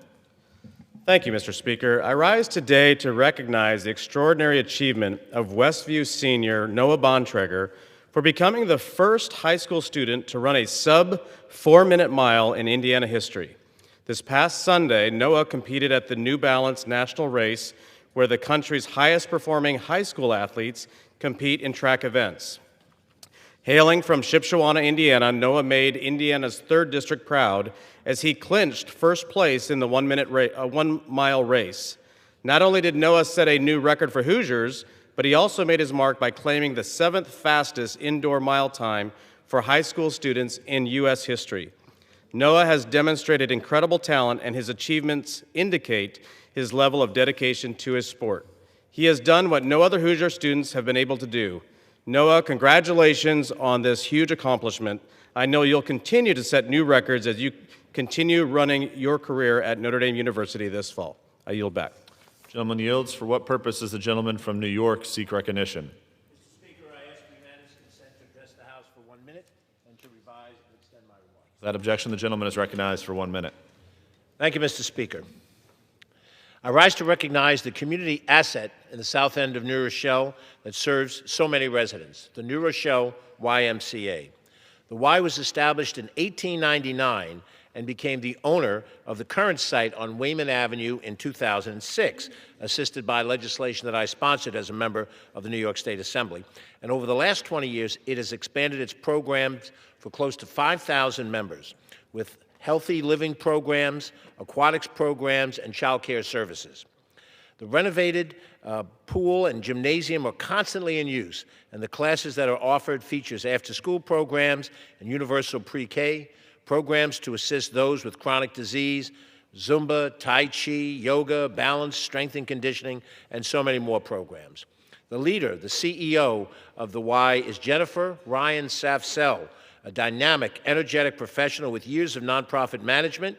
She's ably assisted by a capable team: Lisa Tadone, Dawn Carter, Daphne Jin, Jace Young, Tanista Miller, so many others, along with the president of the board, Raymond T. Hall, and members of the board, including State Senator Ruth Hassel Thompson. From the floor of the House of Representatives, we honor the New Rochelle YMCA. Thank you, Mr. Speaker, and I yield back. Gentleman yields. For what purpose does the gentleman from Tennessee seek recognition? Without objection, the gentleman is recognized for 1 minute. Mr. Speaker, I rise today to congratulate White County, Tennessee, one of 19 counties I'm proud to represent in Congress. Their county fair was recently named the 2025 Champion of Champions by the Tennessee Association of Fairs. It's a designation earned by showcasing excellence in agriculture, education, and community participation. And in a rare dual honor, White County is also home to TAF's Fairest of the Fair, Hannah Haley. This is a statewide title earned from weeks of practice. It requires talent, discipline, and a lot of time. I want to congratulate Hannah on the fruits of her dedication. I have no doubt that she will continue to be a great ambassador for White County and for all of Tennessee. I am proud to support Tennessee's many agricultural fairs, including the White County Fair. They bring together the best of our communities from every corner of Tennessee. Thank you, Mr. Chairman, and I yield back. Gentleman yields. For what purpose does the gentleman from Rhode Island seek recognition? To address the House for 1 minute, to revise and extend my remarks. Without objection, the gentleman is recognized for 1 minute. Mr. Speaker, big corporations continue to make billions and billions of dollars while working people can't afford the essentials, can't afford groceries, can't afford health care, can't afford to keep a roof over their heads. And this happens because politicians in Washington let it happen. If we want to do something about the fact that the oil and gas companies are making hundreds of billions of dollars a year while people can't afford their electric bills, if we want to do something about the drug companies making billions and billions of dollars while people can't afford the medicine they need to live, then we need to clean up our own house. Because until we get dark money out of elections, until we pass my bill to ban stock trading in Congress, until we take anti-corruption seriously, then too many politicians will continue to work for the big, powerful corporations instead of for the American people who sent us here. It is time for a change, and I yield back. Gentleman yields. For what purpose does the gentleman from Nebraska seek recognition? I ask unanimous consent to address the House for 1 minute and to revise and extend my remarks. Without objection, the gentleman is recognized for 1 minute. Mr. Speaker, I rise today to recognize the selfless service of our brave men and women in uniform during Operation Epic Fury and to honor the life of one of Nebraska's own, Sergeant First Class Noah Tegens of Bellevue, Nebraska. Earlier this month, Sergeant Tegens lost his life while supporting Operation Epic Fury. Continuing a proud family tradition of military service, he began his career in 2006. Through the years, Sergeant Tegens earned numerous awards for his leadership and courage, including the Purple Heart, the Meritorious Service Medal, and more. From his time managing a local Hardee's to his patriotic service in our armed forces, Sergeant Tegens left a lasting impact on all who knew him. I know Nebraskans from across the state are grieving alongside their family. We are praying for his wife, Shelley, and their son, Dylan. Sergeant Tegens' service and sacrifice will forever be a testament to his heroic decision to answer the call to serve our country. Thank you, Mr. Speaker. I yield back. Gentleman yields. For what purpose does the gentleman from Illinois seek recognition? Mr. Speaker, I ask for unanimous consent to address the body for 1 minute and to revise and extend my remarks. Without objection, the gentleman is recognized for 1 minute. Thank you, Mr. Speaker. Mr. Speaker, I rise today to pay tribute to a remarkable American, Mr. Kamran Khan. Kamran Khan came to this country at the age of 18 with faith, determination, and a belief in the promise of America. He built a beautiful life with his lovely wife, Dr. Hamid Khan. They've raised 6 children and devoted himself not only to his family's success, but to the cause of dignity, equality, and inclusion for others. Mr. Kamran Khan understood something fundamental, that America is strengthened when every faith is respected and every community is seen. At a time when Muslim Americans had never seen Eid recognized at the White House, he helped change that. Kamran Khan, alongside with other American Muslim leaders, helped push forward a simple but powerful idea. Eid should be recognized in the White House, just as faiths have had their holidays recognized and celebrated. So on February 20th, 1996, First Lady Hillary Rodham Clinton welcomed guests to what she called, and I quote, the first Eid celebration ever at the White House. And in those same remarks, she thanked Mr. Kamran Khan personally by name, and she said, for all of his help in creating this occasion. This historic achievement is an affirmation that Muslim Americans, too, belong fully in the civic and spiritual life of this nation.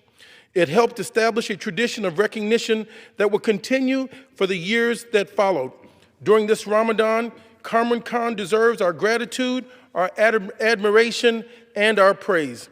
His life reminds us that history is not shaped not only by those in higher offices, but by citizens of conviction who quietly insist that America live up to its ideals. I honor Mr. Kamran Khan today for his vision, his leadership, and his enduring contribution to our country. Mr. Speaker, I yield back. Gentleman yields. For what purpose does the gentlewoman from Nevada seek recognition?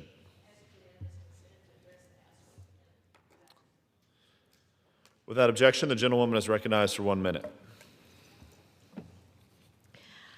Well, thank you. We are seeing in real time how global instability can come home to hit our working families. President Trump's war of choice in Iran is not just a foreign policy blunder, it's also exacerbating the Trump slump. When conflict disrupts oil supply, it drives up energy prices. And this is not just at the pump, but we have seen it in Las Vegas. In just 1 month, the price of gas has gone up $1 a gallon. These high oil prices push inflation higher, slow economic growth, and directly feed into affordability for families. When energy prices spike, it's not just as the pump, as I said. It means higher prices for food, transportation, and basic goods. It also has a real hit on tourism, which makes a difference in the economy of towns like Las Vegas. What were Trump's big promises during the campaign? No new wars and cheaper prices. Well, in one fell swoop, he has reneged on both of those. Thank you, and I yield back. Gentlewoman yields. Under the Speaker's announced policy of January 3rd, 2025, the gentlewoman from Ohio, Ms. Capter, is recognized for 60 minutes as the designee of the Minority Leader.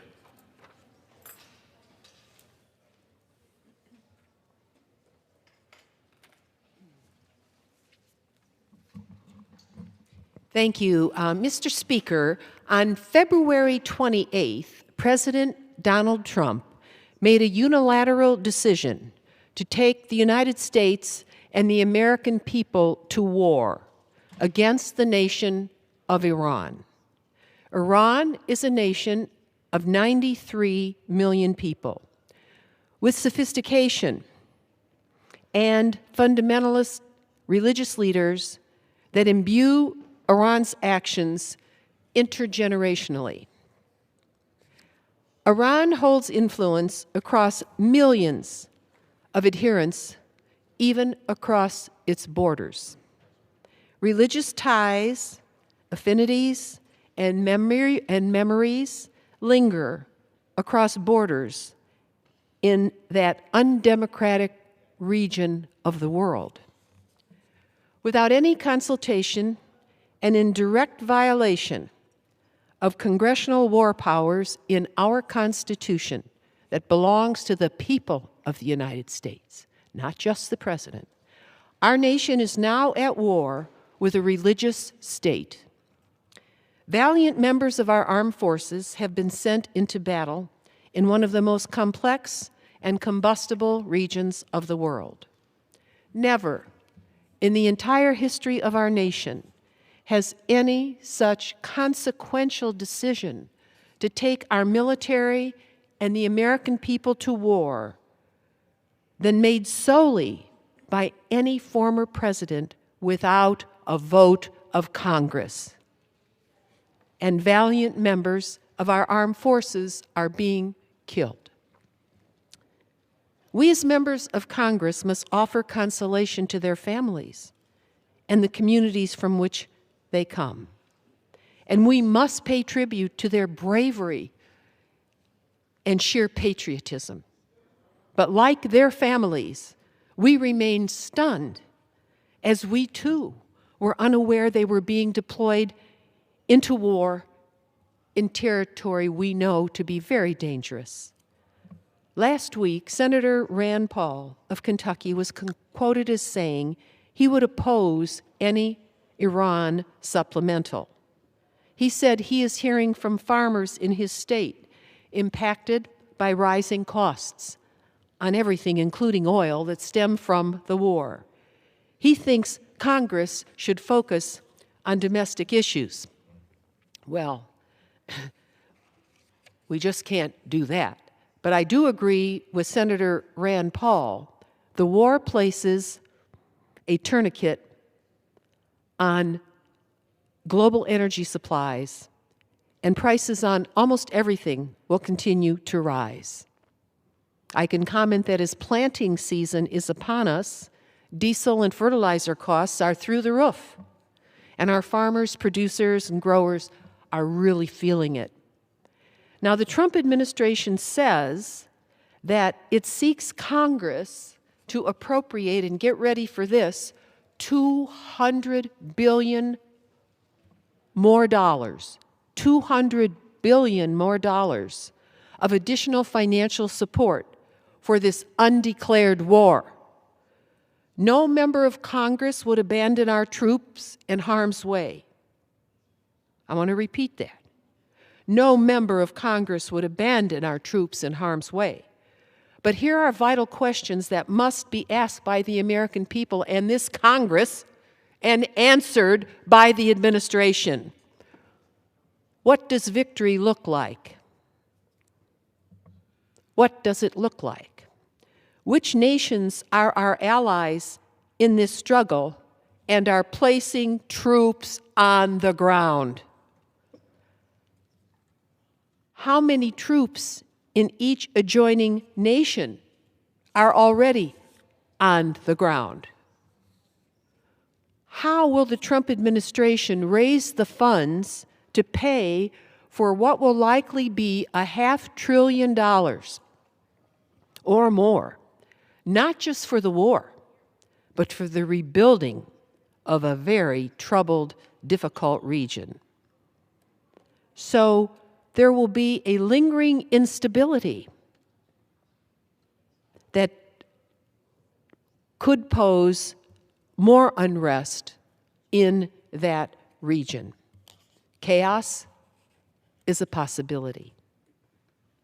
The president has already, in his first and now second administrations, added over $6 trillion to America's debt, and it is rising. Does the president intend to borrow the funds necessary? And from whom? Indebting the American people for generations to come? Trillions of dollars is a lot of money. To conduct this undeclared war on Iran and apparently adjoining countries, the Trump administration is increasing our debt and borrowing even more money from China to spend against Iran. China, look at our debt accounts, can ask for payment on those bonds at any time. I don't like the prospect of that. At the same time, with the billions of defense dollars being spent in the Middle East, too many of our global assets are being repositioned from the Pacific and the European NATO commitment. The president, relatedly, announced he's going to lift oil sanctions on Russia. That means he's empowering Russia, the fiercest foe of liberty, at the same time as he's enriching China. Did liberty in our world just turn upside down? Have key Trump officials forgotten the difference between liberty and tyranny? Pay attention, America. Pay attention. Now, let us be serious about the accounting of these ongoing war efforts. The first week alone was reported to cost $11.3 billion. Not a penny of that brought before the respective congressional appropriations committees for approval. Just in the first week, $11.3 billion. At a pace of $2 billion per day, that means we are spending $23,000 per second. At this pace, spending could reach $1 trillion more by November of 2027. I can guarantee you our Defense Appropriations Subcommittee has not approved a single penny of this spending for the war on Iran. This is a war of presidential choice. Billions have been spent. As of today, we estimate about $40 billion, the 20th day of President Trump's war.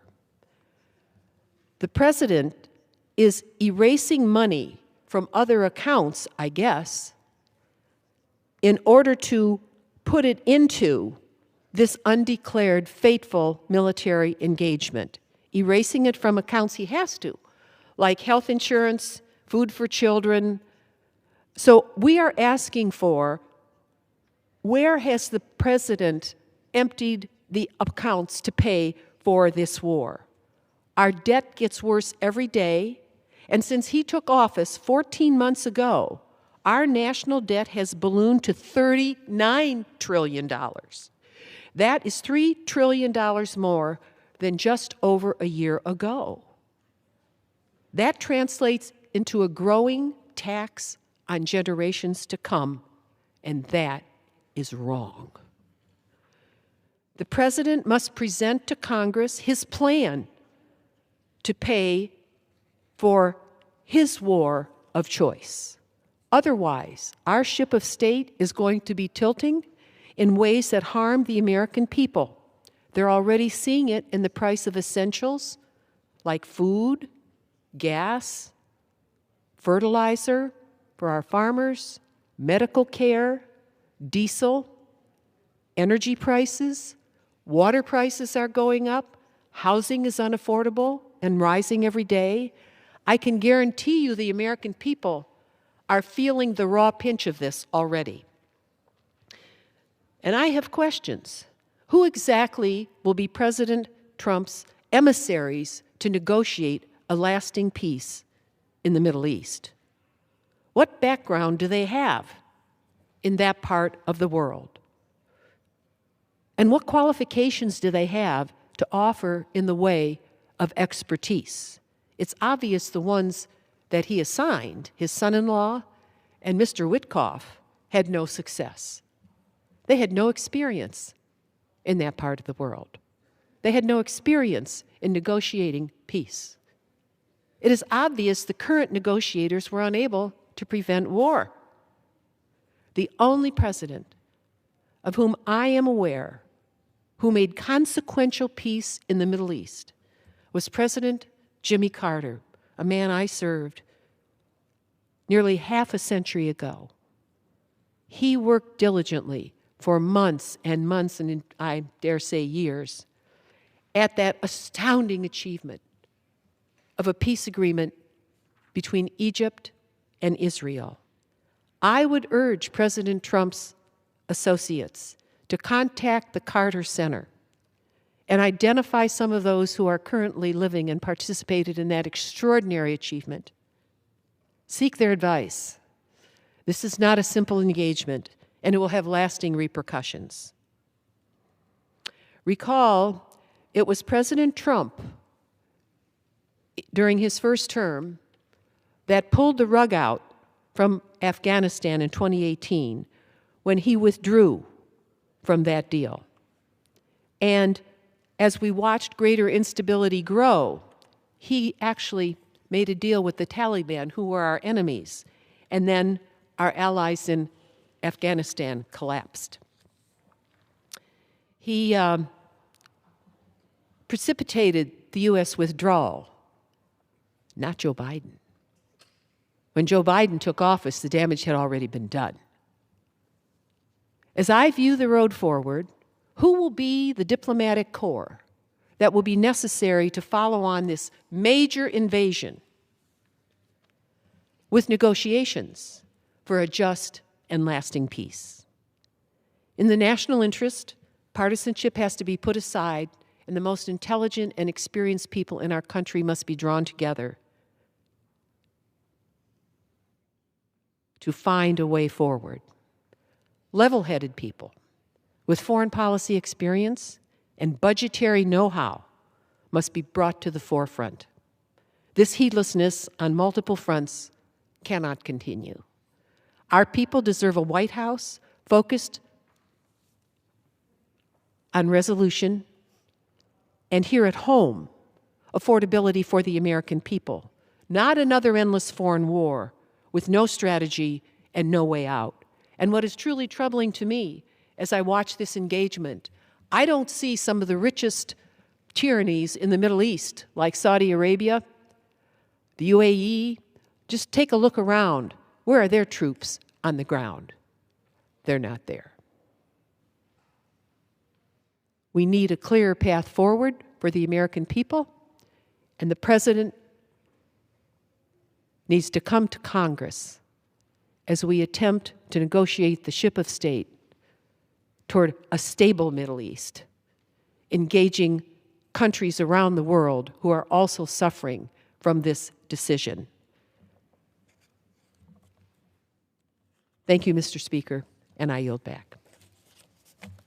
Gentlewoman yields. Under the Speaker's announcement of January 3rd, 2025, the gentleman from Wisconsin, Mr. Grothman, is recognized for 60 minutes as the designee of the Majority Leader.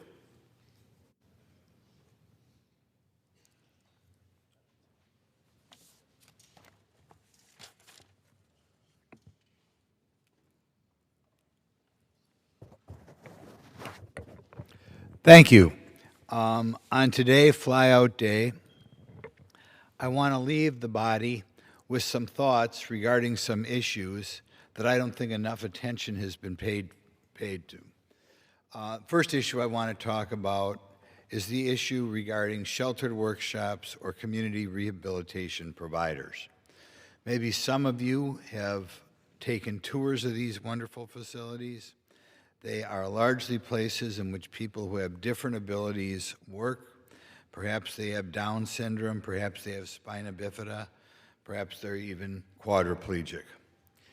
These facilities, however, offer opportunities for employment for people who years ago had no employment and were stuck sitting at home, perhaps with their parents, perhaps in a group home, without the opportunity to share in the satisfaction of work and without the ability to supplement their other income. Frequently that other income amounts to some sort of Social Security disability payment. In any event, I have a bill introduced which I hope becomes part of the WIOA package in the Education Committee. And under that bill, we're going to try to stop the current trend of closing down these facilities. People who want to close down these facilities do it in part by saying people have to try and fail and work 3 times and get fired 3 times in the community before they're allowed to work in these facilities. That's really just a horrible thing, and as a practical matter, makes it very difficult for people to work in these sort of facilities. Secondly, right now, it creates a situation in which these folks do not have the ability to get outside of what I'll refer to as day services. Right now, and I encourage all my colleagues to tour facilities like this, right now, if you work in a facility like this, you have the joy and satisfaction of getting a paycheck, just like perhaps the siblings of these people do. There is a great deal of satisfaction in buying your own clothes, in buying gifts for your relatives, which is why it's so important we keep the facilities open and stop the attack of people who are trying to shut down these facilities. You might ask, why would anybody shut down these facilities? First of all, people don't like the fact that in these facilities, people are frequently making less than minimum wage, which is true. However, people with some abilities, if you look at the light work they're doing, it's hard to imagine that a profit-making business or any sort of business could operate paying some folks like this over $7.50 an hour. Upon touring them, you'll immediately see why some of these folks make $6 an hour or $4 an hour or $3 an hour. The other criticism of them is they feel it's segregating people to put them in a facility with other people who have handicaps. That, of course, is ridiculous. First of all, sitting in facilities like this, you have what I'll refer to as management, or sometimes people working part-time so that they can ramp up the amount of production in these facilities. But in any event, they may get to know these folks for 10 or 20 or 30 years. Not only the people with disabilities themselves, but again, people in management. That is much less turnover than if these folks got a job in the community for 5 or 6 hours a week at a fast food enterprise where there's a great deal of turnover. And like I said, it would be very difficult to find anybody in the community that frequently can provide a 30 or 35 hour a week job that you really need if you're going to feel like a working member of the community. So I strongly encourage this body, when we do pass a WIOA Act out of the Education Committee, that we pass a bill with it strengthening these facilities and stopping the foolish regulations that right now are causing, sadly, many of these facilities to close. And I one more time ask my colleagues, even if you just are doing it to get reelected, why don't you take a tour of these community rehabilitation providers and watch the enjoyment that these employees get in working just like everybody else in society, and the huge social benefits they get by establishing lifelong friends in these facilities who they enjoy spending time with. After all, for these folks, it's even more important than other people to socialize with people they work with. All of us, to a degree, socialize with our fellow employees. But again, people who have Down syndrome, spina bifida. I think their parents frequently worry what type of friends they're going to have when they're gone. These facilities provide those lifelong friendships that are so important. The next thing I'd like to address is soon we are going to be taking up a budget and begin to taking up appropriation bills for the year beginning September 1st. We also may be taking up some sort of bill dealing with the hostilities in Iran. Given that, I want to remind people we recently hit $39 trillion in debt in this country. We are borrowing about 25 or 26% of our budget. I think all of you back home ought to stop and think. Can you imagine what it's like borrowing 26% of your budget? I mean, it's just utterly reckless for anybody to do that in their life or in their business, but that's what we're doing right now. Right now, about 14% of your tax dollar that's sent to Washington goes to interest already. And obviously, that's the beginning of the downward spiral towards bankruptcy when 14% of your budget is on interest. So what I'm going to ask, I'm sure we are going to be asked to spend money on a supplemental for the war in Iran, and I'm prepared to do that. But I do ask leadership to step up to the plate and pass a reconciliation bill or appropriation bills that are a little more responsible than the irresponsible ones in the past. After all, if it's worthwhile to spend billions of dollars, tens of billions, maybe hundreds of billions of dollars in Iran, it's certainly worthwhile that maybe we don't reduce spending to cover all of that, but reduce spending to a degree. DOGE, which people have begun to forget about, pointed out the huge number of excessive employees in all government agencies. But in the Department of Defense right now, we still have just under 700,000 people who are non-uniformed personnel. In other words, people sitting in front of a computer for the Department of Defense. I don't think anybody can argue that that number is high.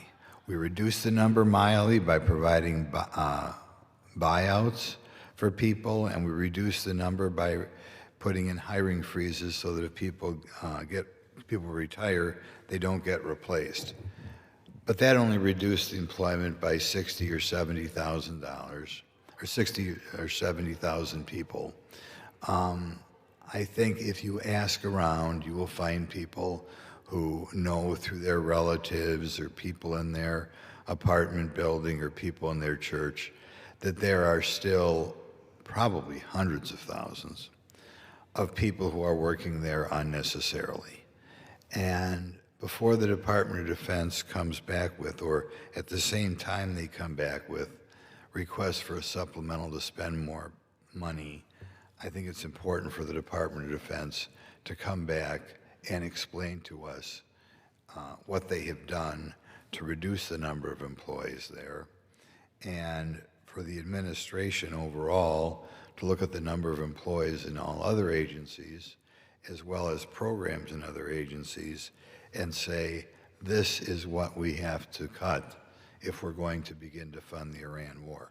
I'm not even asking for a dollar for dollar or a dollar cut for every $2 spent. Maybe a dollar reduction for every $3 spent would be appropriate. But I hope they don't insult the next generation by just asking for additional spending.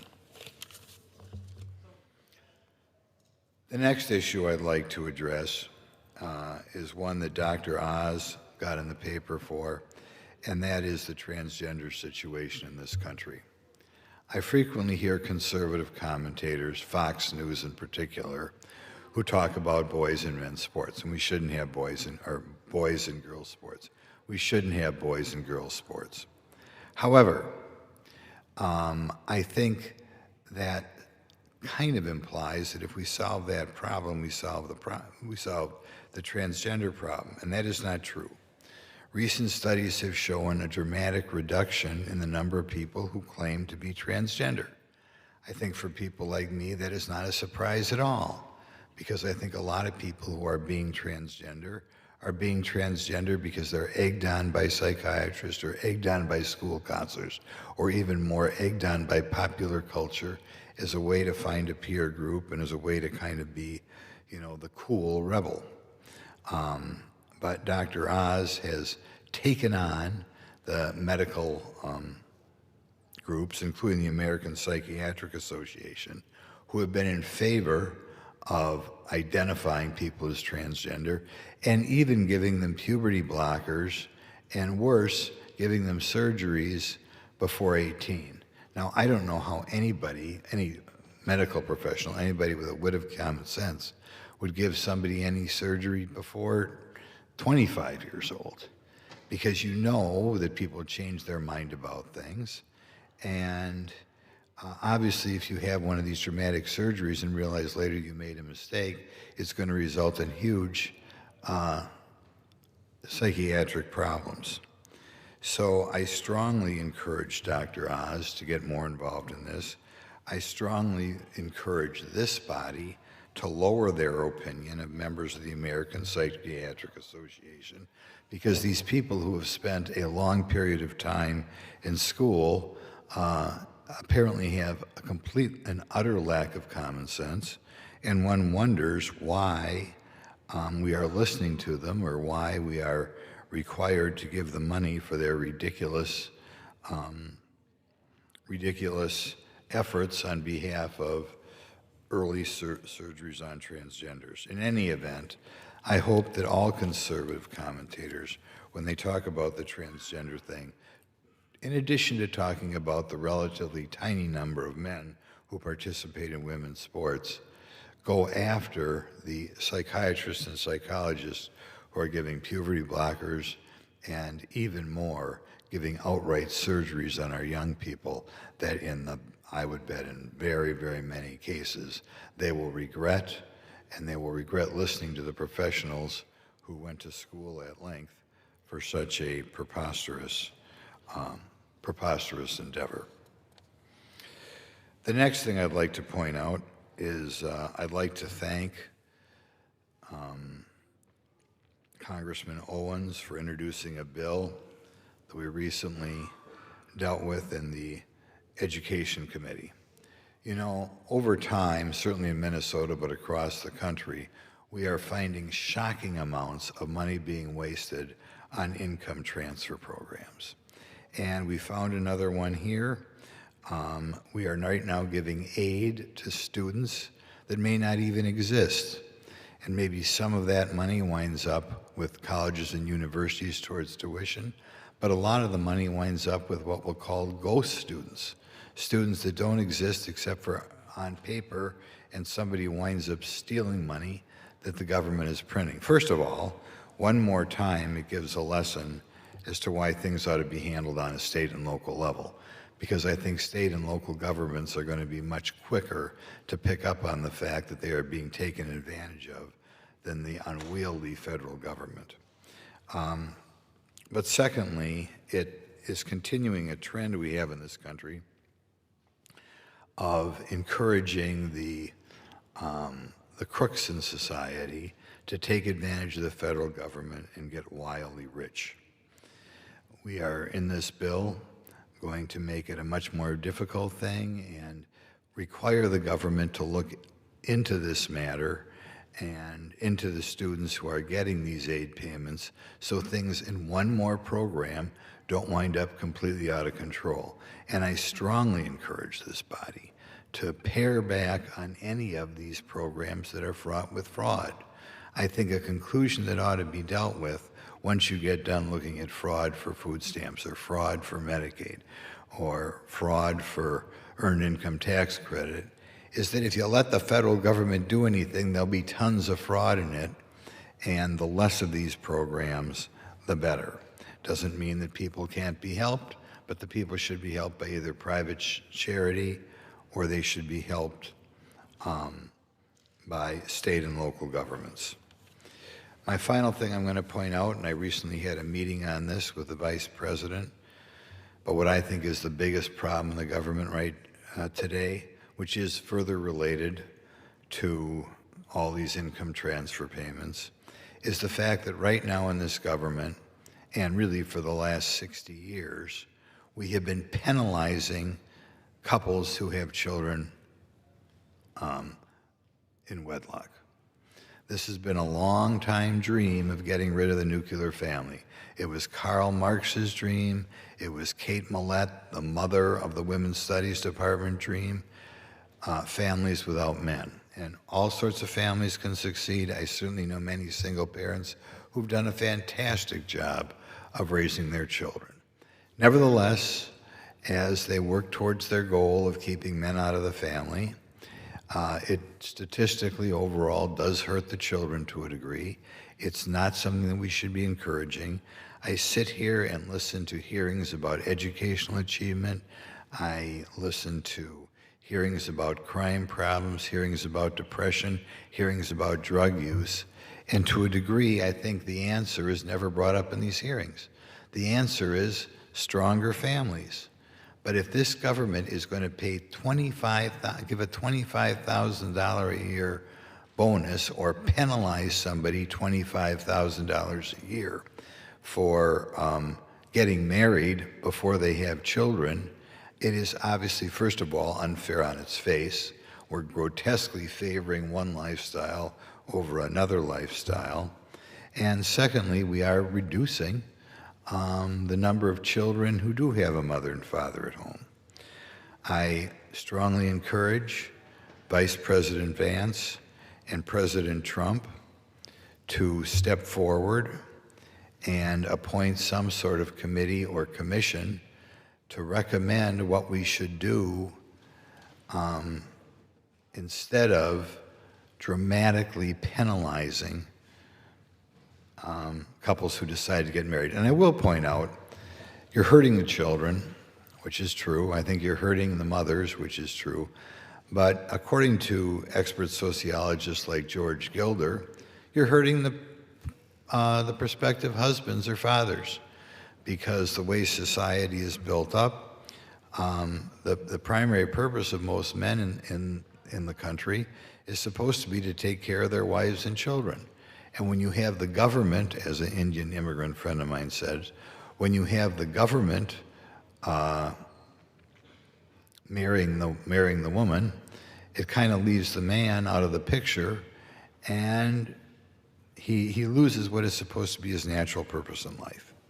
So I strongly encourage Speaker Johnson, Majority Leader Thune, and President Trump to establish some sort of committee in which we can look at all of these programs, and there are about 70 programs out there in which we penalize people for getting married. Pell Grants, it's much easier to get a college scholarship if you are a single parent than a married parent. Food stamps, low-income housing, earned income tax credit, daycare subsidies.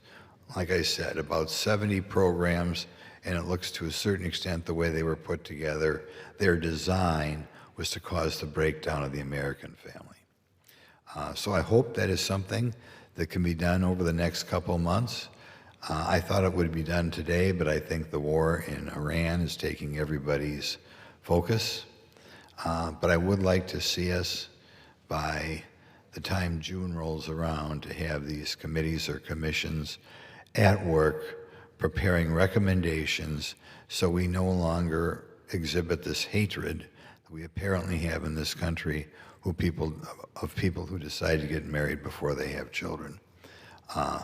Thank you very much. I'll yield the remainder of my time.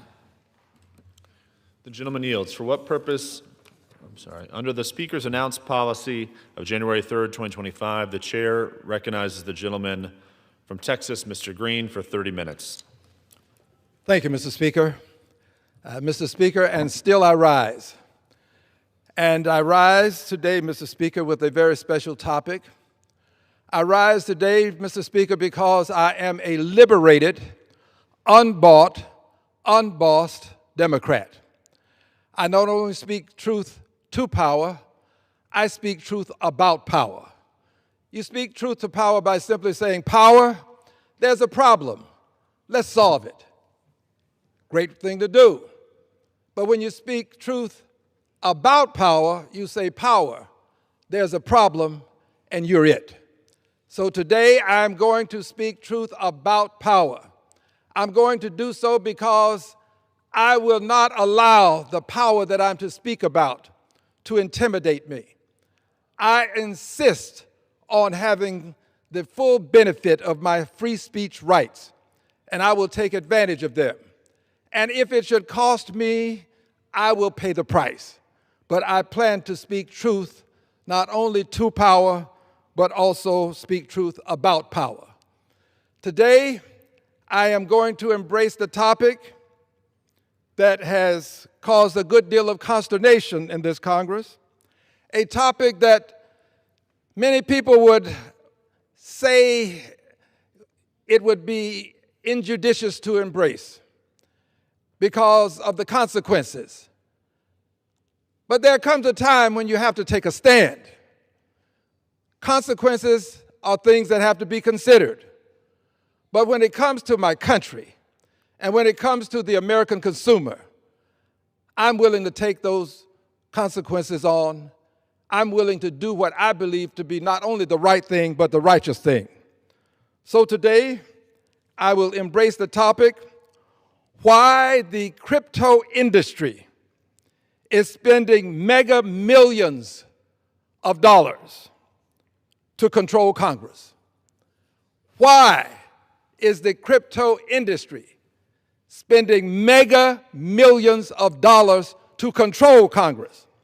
Not to have debates in Congress, not to allow the American people to hear all sides of issues, but to control Congress to the extent that but one side is going to be presented. So today I stand and I speak for all of those people who agree with me. I don't speak for people associated with any party. I don't speak with people associated with any caucus. I speak for everybody that agrees with me, and there are a good many. Not all will say what I say, but they agree with me. And by the way, I say what I say, and I don't expect others to say what I say, because I think I'm uniquely qualified to say what I say. I sit on the Financial Services Committee. I have chaired the subcommittee on oversight and investigations for financial services. And I'm proud to say that I've lived under the leadership of the Honorable Barney Frank and the Honorable Maxine Waters. And I'm proud to say that at some point, I believe that we will have the leadership on that committee again. And this is why the crypto industry is so concerned about members who might take the position that I take.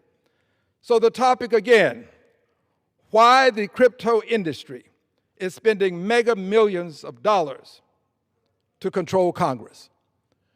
Well, let's start with what is actually happening right now in Congress. The Congress is the House and the Senate.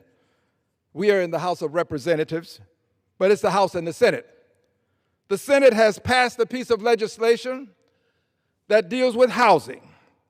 It is styled the 21st Century Road to Housing Act. And I have a section-by-section breakdown. I'm not going to go through every section, but I can tell you that there is language in here that, if implemented, will be of great benefit to people in the area of housing, people who are in need of housing, people who are in need of a place to call home. There's language in here that I support. But I also want you to know that in this bill that deals with housing, the crypto industry decided that something was germane that I totally, absolutely, and completely disagree with. The crypto industry decided that over near the very end of the bill, on the last page of the document that I have, after having topics styled rental assistance demonstration program, increasing housing in opportunity zones, Whole Home Repairs Act, and many other things that are beneficial, the crypto industry This is on the very last page of the summary that I have. The crypto industry found reason to believe that what I'm about to articulate is germane. I don't think it's germane, but it's in the bill. The crypto industry has included language in Section 1001, Section 1001, styled central bank digital currency. Crypto industry, central bank legislation in a housing bill. And here's what it would do. This section pauses the Federal Reserve from issuing a central bank digital currency. Pauses for approximately 5 years. Pauses it. Well, that pause is not good enough for some people. There are some people who want a permanent ban on a central bank issuing a digital currency. Now, I have to give some edification to many people who are listening. Let's start with this. Right now, if you desire to, you can transfer with crypto dollars, cryptocurrency, I should say, money from one person to another without it going through any other entity or going to any other person. One person to another without going to any other person. Friends, that kind of transference is beneficial in many ways to many people. Some people who would do dastardly deeds are indeed enthralled with this methodology. They're enthralled with it because when they can transfer from one person to another, if they want to transfer funds to someone engaging in some sort of illicit activity, they can make that transfer and remain anonymous. There is something called pseudo-anonymous. They are pseudo-anonymous. They have pseudo-anonymous positions that allow them to be secreted within the transaction. It's called pseudonymity. They have pseudonymity. Well, this pseudonymity allows people to do dastardly things and not be recognized for their dastardly deeds. It makes it very difficult to catch them. For example, someone who wants to send money to a terrorist organization, you can do this anonymously. You have pseudonymity. Also, you might recall some time ago, not so long ago, there was a group of people, maybe one person, I'm not sure, who wanted to extort money from a very notable family. And they wanted that money to be transferred in crypto dollars, crypto fashion, digital currency. They wanted it to be transferred digitally because they knew that it would prevent them from being caught. Now, maybe they would be caught. Maybe there's some super means of spying and finding out. But their chances of being caught were very slim if they could have the money transferred from one person to another, not go through a central bank, and as a result, claim their ill-gotten gains, go off into the world unknown to people as the criminals they would be.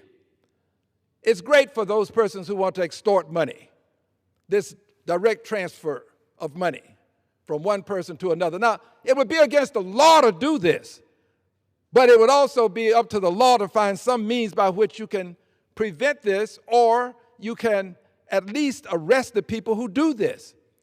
But with this pseudonymity, they have the ability to do this and not be caught. If they are caught, it would be very difficult to accomplish the actual act of catching them after they've committed the crime. So extortion is one means by which this kind of direct transfer can be used. But there's another means. And this means it's something that applies to people who have large sums of money but who don't want to pay taxes. Some things bear repeating. There are people who have large sums of money who do not want to pay their fair share of taxes. With this direct ability to transfer dollars from one person to another, transfer them digitally, transfer them at a later point into a currency that's tangible, this ability to do this also opens the door for them to not only avoid taxes, which is legal, but to evade taxes, which is illegal. It is lawful to avoid, illegal to evade. Many people in this country, I know it's a surprise to some people to know that there are some people who would evade taxes. But my dear friends, my dear brothers and sisters, there are people in this country who, if given the opportunity to pay zero taxes, they would pay zero taxes, notwithstanding the fact that they have large sums of money. Well, we believe, or I believe, that taxation is something that is necessary if I want the roads that I traverse, if I want the bridges that I cross, if I want the infrastructure that we have. Taxation is necessary. You don't pass an offertory. You don't pass an offertory for infrastructure. We need taxation to help us with hospitals. Sometimes we have to build the infrastructure with tax dollars to aid and abet people who are sick. Aid and abet might not be the best choice of words. Sometimes my diction is less than superb. Point is, we need tax dollars to do things to help people in this country that we have concluded are in need of help, and it's necessary to do so. That's what we do here in Congress. We pass legislation quite regularly to help people, and we've decided that this is a good thing to do. But you can't get the tax dollars from people who are evading because you don't know that they are actually in the business of evading until you can prove it, and you can't prove it if you can't catch them, and you can't catch them if they're making these direct transfers from one person to another or one entity to another. They're anonymous. I'm not saying that all of my colleagues have this in mind when they say they want privacy. Privacy is a big issue. They're saying that the government ought not know that I'm moving my money from one place to another, that that's my personal business. Well, it is your personal business until you break the law, and then the question becomes, if you're positioned to break the law, how do we prevent it?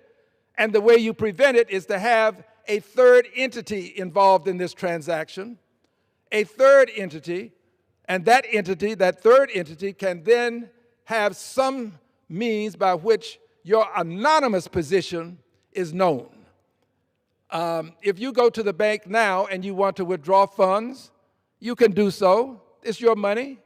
You can do so. But you can't withdraw it to send it to a terrorist organization. I think that's a pretty good thing.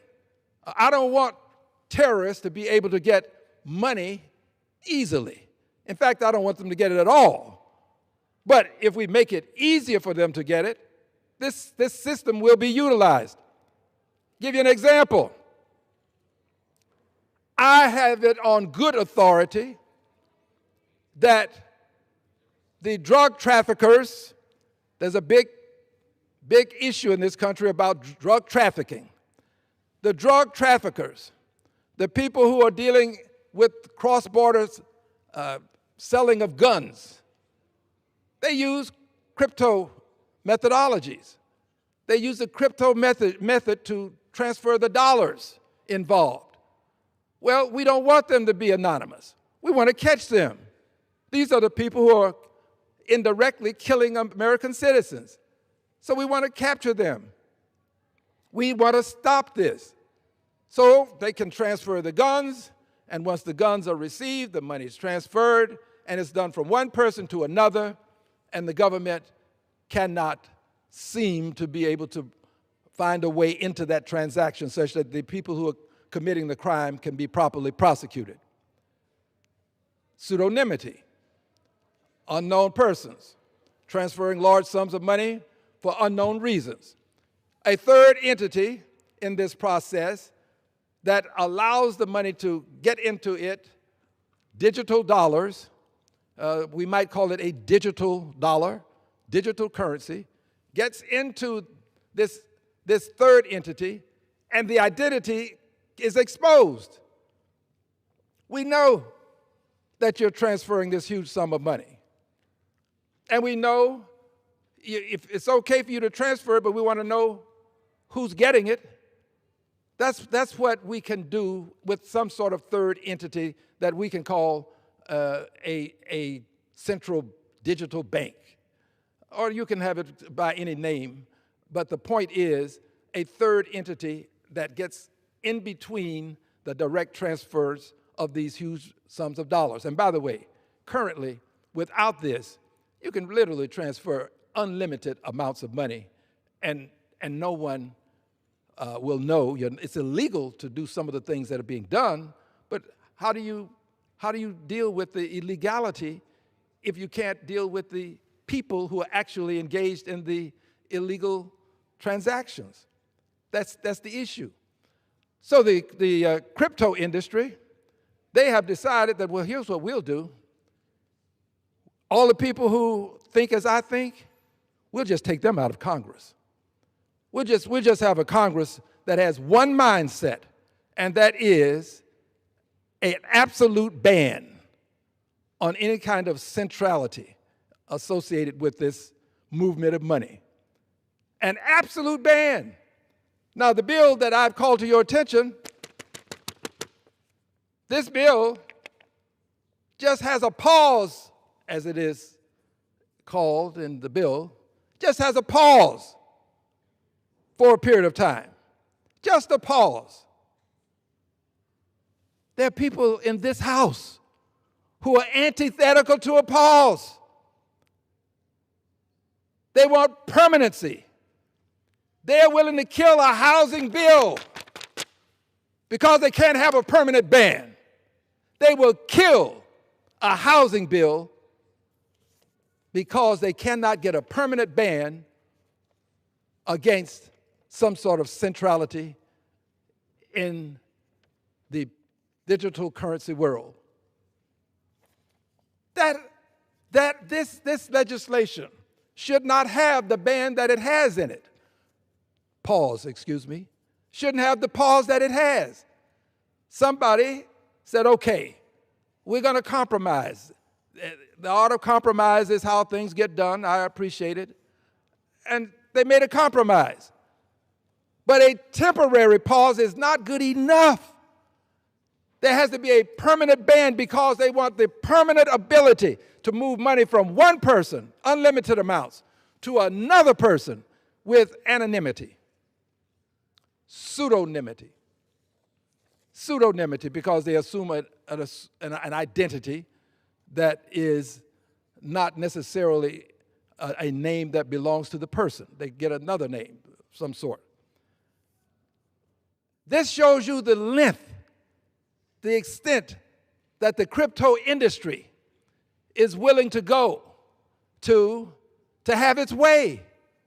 Literally willing to kill a housing bill because they cannot have language in it that would prevent the transfers of funds from one person to another in this pseudo-anonymous fashion, this pseudonymity, this means of avoiding and evading. Well, that's not all they seem to be interested in doing. Yes, I'm talking about the crypto industry, so call them up and tell them, Al Green is on the floor, and he's doing it again, y'all. Yes. Here's what Al Green says that they want also. They also are eliminating, as best as they can, the notion of seniority meaning something. The notion of upward mobility in Congress being affixed to some extent with seniority. Seniority, being in a position for some time, understanding the rules of the road, understanding the bills that have already passed, having the institutional knowledge to bring forth when it is necessary to present the counter argument.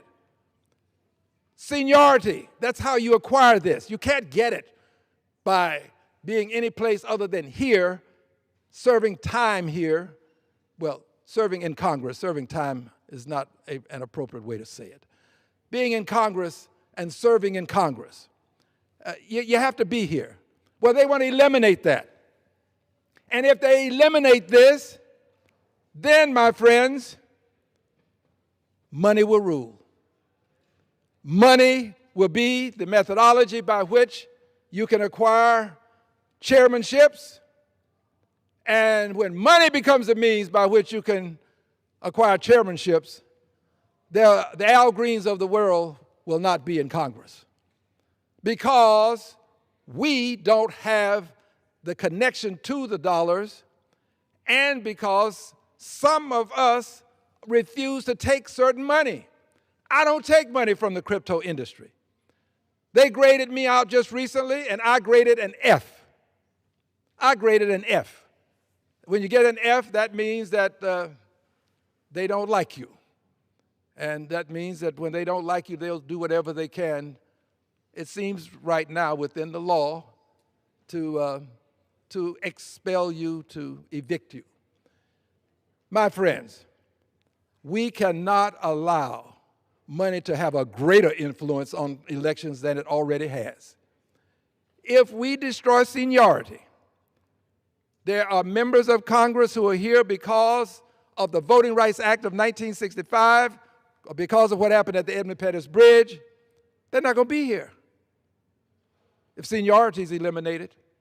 A good many of us won't be here. A good many. Congress will then become the place that is influenced by and controlled by mega dollars. People will have to raise millions of dollars, not just $1 million, not just 5, not just 10. $20, $30, $40 million could easily become the amount of money that one will have to raise to become a member of Congress. So it becomes more about money than about issues in general. There will be specific issues that will come to the floor, and they will be unopposed because the crypto industry and the persons of that ilk associated with the industry, they will have the money to own Congress. And at this point, you will literally have the best Congress money can buy. The best Congress that money can buy. And it depends on where the money is coming from as to which issues are going to be brought to this well, to this Congress, and voted on. There will be issues of great importance that will never get voted on because the mega millionaires won't allow it. They will control Congress. They already have an inordinate amount of influence. They will have an overwhelming amount of influence. They will be able to determine what issues are important in the Congress of the United States of America. Well, I stand in the way. I stand in the way now, and I will stand in the way as long as I'm in Congress. And they know this. And they know that the Al Greens of the world are the people that are not likely to support what they're doing. I do believe in compromise, so I haven't written off compromise legislation. But this notion of a permanent ban, I think we've got to be very careful. Additional reasons. We got to be careful because China does not ban centrality. Now, hear you mentioning China. China doesn't have our best interests at heart. Well, China has China's best interests at heart. And while we are pausing and banning, they're going to be moving forward with a digital currency.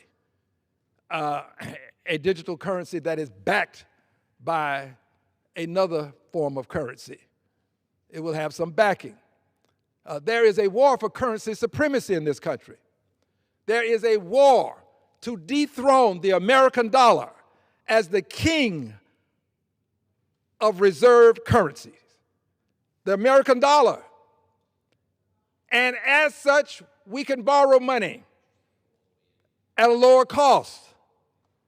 As such, we are able to impose these sanctions that you hear us talking about, that we can impose, because countries hold dollars in reserve. And they hold dollars in reserve because they believe that our treasuries, our dollars, are going to be there and they'll be the last dollar standing. So if they hold it in reserve, there's another reason why, and I simplify it. There's another reason why they hold it, because they know that we have the biggest guns and nobody's going to take anything from the United States of America. You're not going to take our currency. You're not going to destroy us from within, because we can protect ourselves. So people value the American dollar. That's why there's this war for currency supremacy. If the yuan replaces the dollar or some other currency, then that means that that country will have lower interest rates when they borrow. It means that that country can then influence the dynamics associated with sanctions across the globe. That country will then displace the United States of America as the preeminent country in the world with the ability to influence geopolitical circumstances with what I will call soft power, the soft power of the American dollar. It is an awesome power that we have. And there are people willing to sacrifice this just so that they can make more money, just so that they can hold on to money. Too much is not enough. A billionaire wants to be a trillionaire. Too much is not enough. Well, have all you want. Just do it lawfully. Pay taxes on it, and I'll salute you. But this notion of doing things that will damage the American dollar, I'm going to defend it. I defend the dollar. I defend the American consumer. I defend the Consumer Financial Protection Bureau. Well, Al, why do you bring the Consumer Financial Protection Bureau into this statement? Well, here's why. Because my colleagues across the aisle are doing everything that they can to eliminate the Consumer Financial Protection Bureau. The one entity that is designed to protect the consumer, that would be there to look into illicit transactions of dollars by way of cryptocurrency. The one entity they are willing to eviscerate, to decimate, eliminate. They are. Mr. Speaker, I do want to have closing comments. How much time do I have left? Gentleman has 45 seconds. 45 seconds. In closing, I have been censured, but not silenced. In closing, I still say the solution is impeachment. We are still in a countdown to impeachment. Mr. Speaker, I yield back the balance of my time. The gentleman yields. Under the Speaker's announced policy of January 3rd, 2025, the chair now recognizes the gentleman from California, Mr. Kiley, for 30 minutes.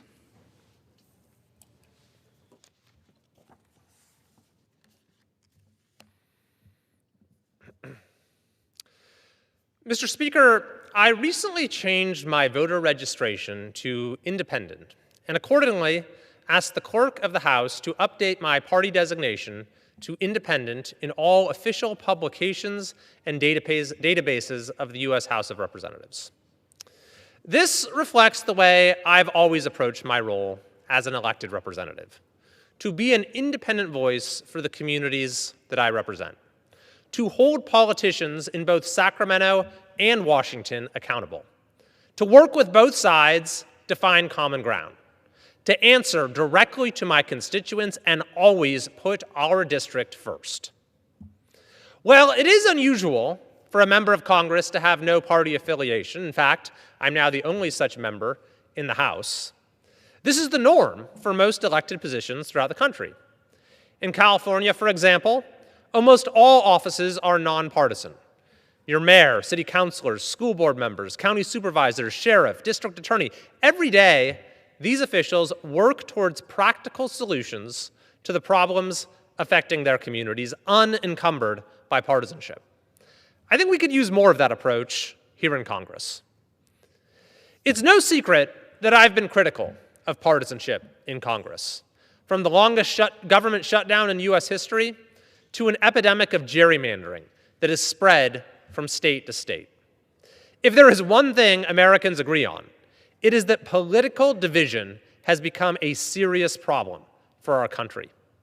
We need to reorient our politics towards bringing us together as Americans rather than tearing us apart as partisans. That means, for example, finding concrete ways to make life more affordable rather than each side blaming the other for why it isn't. We are also living in a moment of great uncertainty and perhaps dramatic transformation, where technological change could bring incredible opportunities along with unfamiliar risks and dislocations. The ordinary rituals of partisan politics are simply inadequate in these extraordinary times, are simply incapable of meeting this generational challenge. Our ability to work as one team, serving all Americans, is now more important than ever.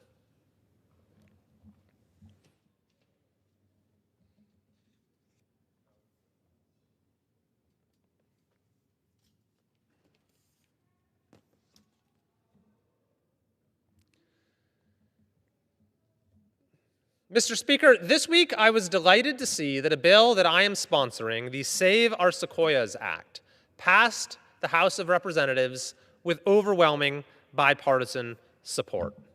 This act, as the name suggests, is designed to save, to preserve, to protect one of the truly great marvels that we have here on Earth. The sequoia is the largest organism on the planet, and it actually continues to grow throughout its lifetime.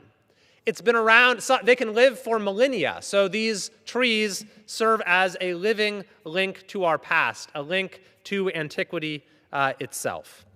And they're all, when you see these marvels, which we have so many of in California, it truly inspires a sense of awe and humility as you contemplate both their scale here in the present and their link to our past.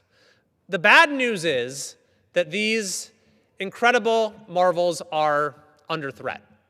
Over the last decade, we've seen 20% of them destroyed because of the growing intensity, largely, of wildfires. So the time has come for us to take urgent action to assure that they can continue to inspire awe and serve their important ecological purpose as well for generations and millennia to come. Specifically, the Save Our Sequoia Act enhances coordination between federal, state, tribal, and local land managers. It creates a giant sequoia health and resiliency assessment to prioritize and inform forest management practices. It declares an emergency to expedite environmental reviews and consultations while maintaining robust scientific analysis. It establishes a comprehensive reforestation strategy to generate giant sequoias in groves destroyed by catastrophic wildfires, and it directs the Secretary of Interior to develop and implement an insect monitoring strategy to limit potentially fatal infestations. All of this is designed to expedite forest management and wildfire prevention for the remaining giant sequoia groves.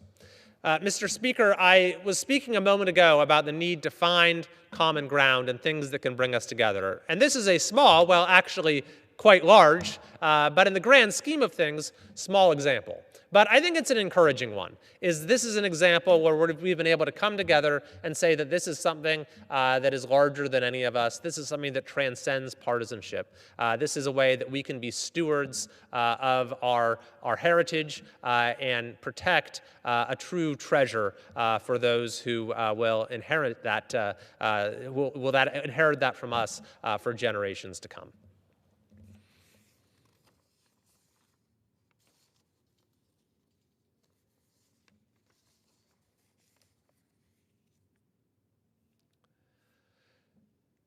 Mr. Speaker, I rise to convey the good news that a bill that I am an original co-sponsor of, the Science of Reading Act of 2026, has passed the Education and Workforce Committee with unanimous bipartisan support.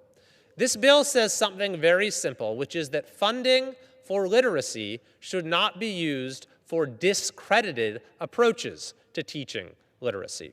And this is particularly urgent in my state of California, where sadly California has the highest illiteracy rate in the entire country. And a lot of that stems from the fact that we have a lot of challenges when it comes to education in California, and we have not, for a long time, in many schools, taught literacy in the right way. In fact, this has been a nationwide phenomenon where starting in the 1970s, there was a departure from the traditional approach where students were taught to read by identifying letters and the sounds they represent. Instead, a new idea took hold called whole language, leaving behind the explicit instruction of phonics as old-fashioned. This new method, which came to be known as 3-cueing or balanced literacy, encourages students to read by guessing an unknown word based on its context and structure within a sentence or even adjacent pictures in the book. But this approach was at odds with the science of reading, which aims to ensure students develop strong foundational skills. And in fact, it's a misapprehension of a false equivalence between spoken and written language, where the human brain is wired to learn spoken language sort of by osmosis, whereas there is this language instinct, but there is no reading instinct. Reading has to be taught in a very explicit way. And so that's what the science of reading is all about. It emphasizes 5 core skills that every child must master: phonological awareness, phonics, fluency, vocabulary, and comprehension. So now almost every state has corrected course and is returning to the science of reading, some more than others. California has been late, but is now finally getting there itself. And we've seen that states that embrace the science of reading and returning to the basics and a science-based approach to literacy have seen incredible results, where you saw Mississippi, for example, go from being one of the worst states in the country in literacy to one of the very best, simply by returning to the science of reading. So now that we have passed this bill through the Education Committee, I look forward to it passing the House of Representatives and the Senate and getting signed into law so that we can declare once and for all here that the reading wars are over. We can return to science-based literacy instruction throughout the country, and this will do be of great benefit in my state. We can overcome having the highest illiteracy in the country, as well as to the nation as a whole, where we continue to fall behind our peer nations when it comes to academic achievement, and a big part of that is our failure to teach reading in the right way. So this is a very encouraging sign. I'm glad this bill has bipartisan support, and I hope that it'll quickly move its way through the rest of the process and be signed into law.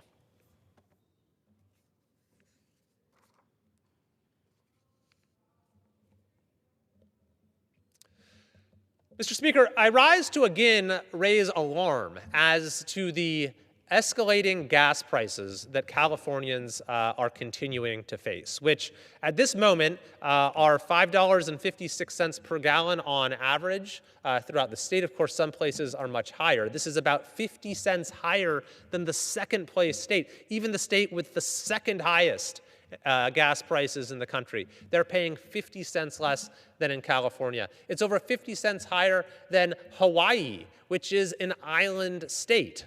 So, Mr. Speaker, while we have seen some volatility throughout the country over the course of the last month, in California, the main problem and the main source of high prices is the policies that we have at the state level.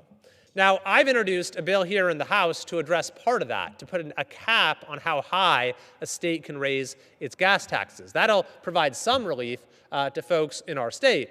But we need to see more aggressive action from policymakers in Sacramento. And unfortunately, they've been going in the opposite direction, where by some estimates, we could soon have $8 per gallon in California, or even higher, which is something that our residents simply cannot afford when we already have the highest cost of living and the highest poverty rate in the entire country.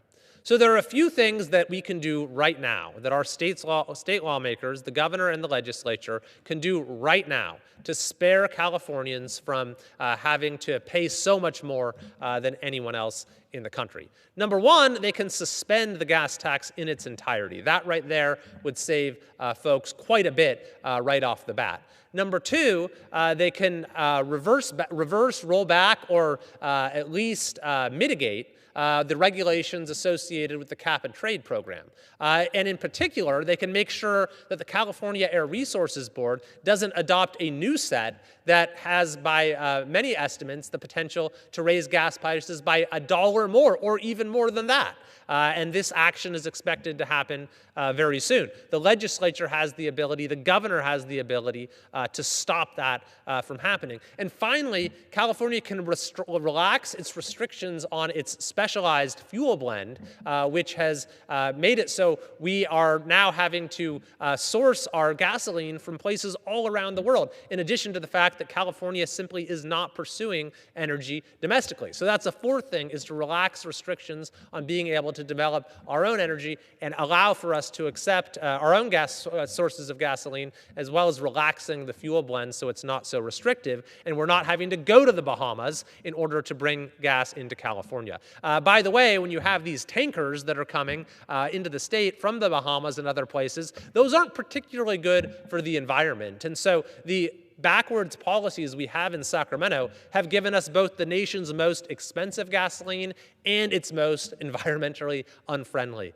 gasoline. So we're doing what we can. I'm doing what I can here in the House of Representatives, and I'm calling upon, and I'm glad to see I have seen some bipartisan support for the idea from Sacramento, that we need to take some bipartisan steps to give Californians a relief that they truly, truly need. Thank you, Mr. Speaker, and I yield back. The gentleman yields.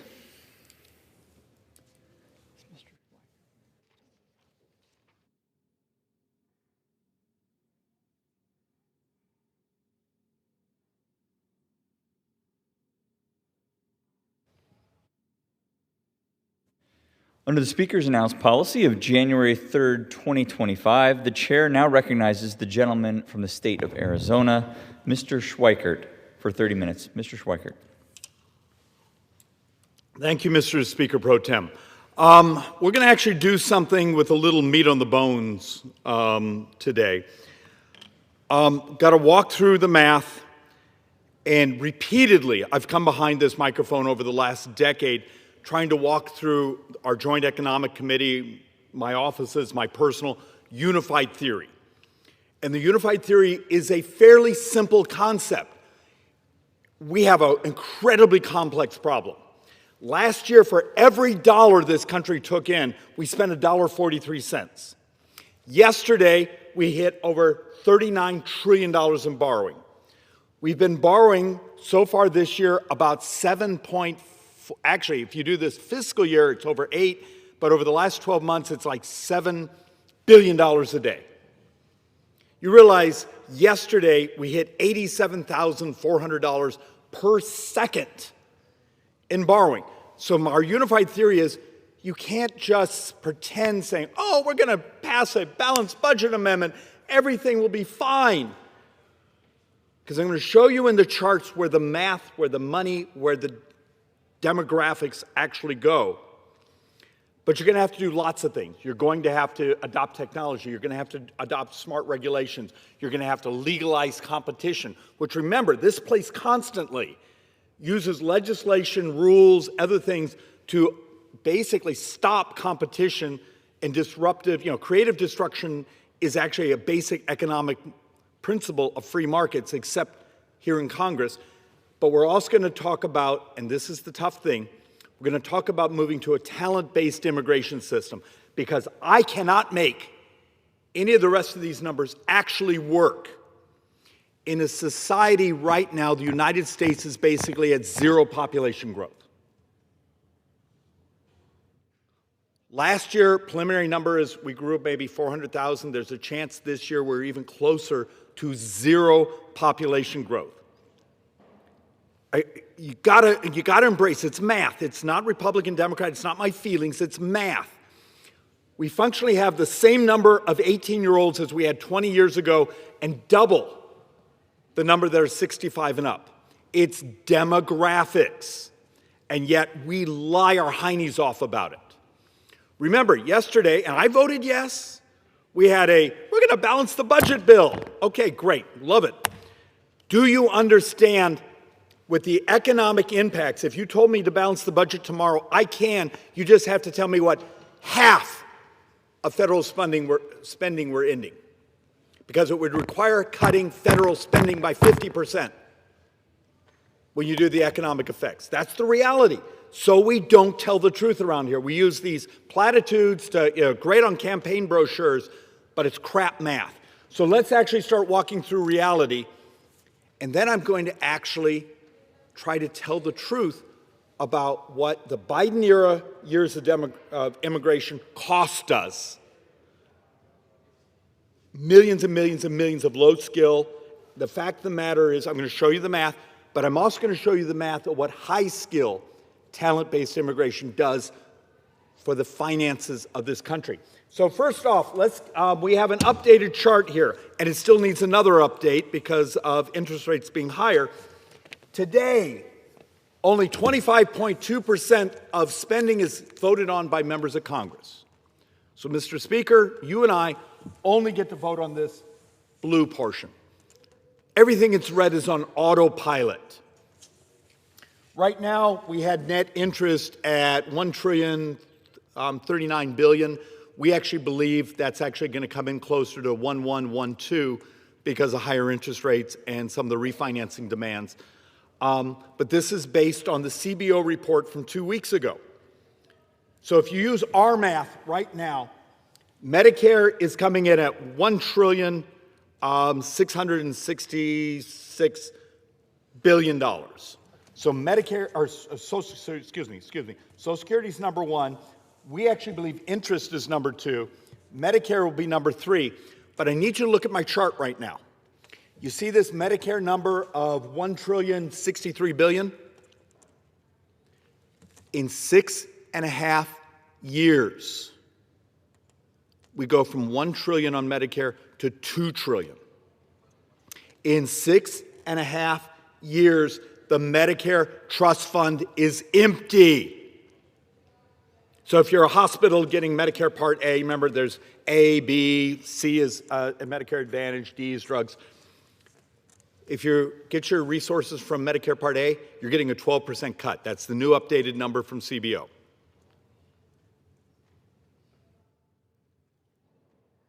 In 6.5 years, Social Security Trust Fund is empty.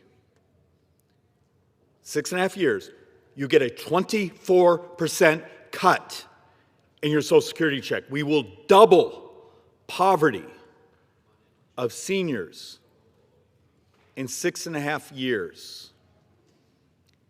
And for my Democrat colleagues who keep saying, well, just raise taxes. Okay, great. So this happens in 2032, 2033 to cover the Medicare shortfall and the Social Security shortfall with the trust funds being empty. You got to give us $638 billion, I think is the first year of the shortfall. If defense is $1 trillion, start thinking about that. It's like 60% of the entire defense budget is your shortfall.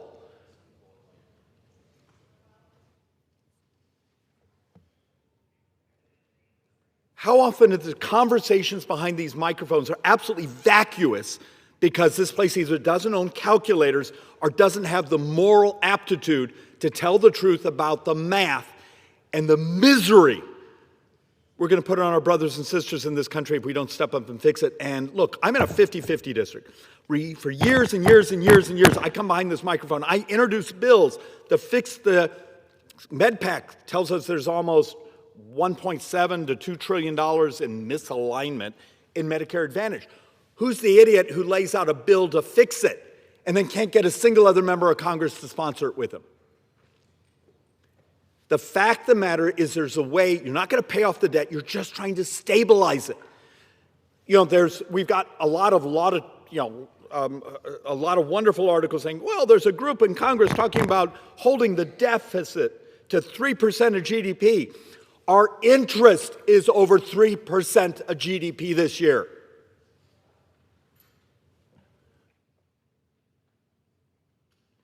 The CBO report from 2 weeks ago, in 9 years, the structural deficit of this country is $3.1 trillion. $2.1 trillion of that is just interest.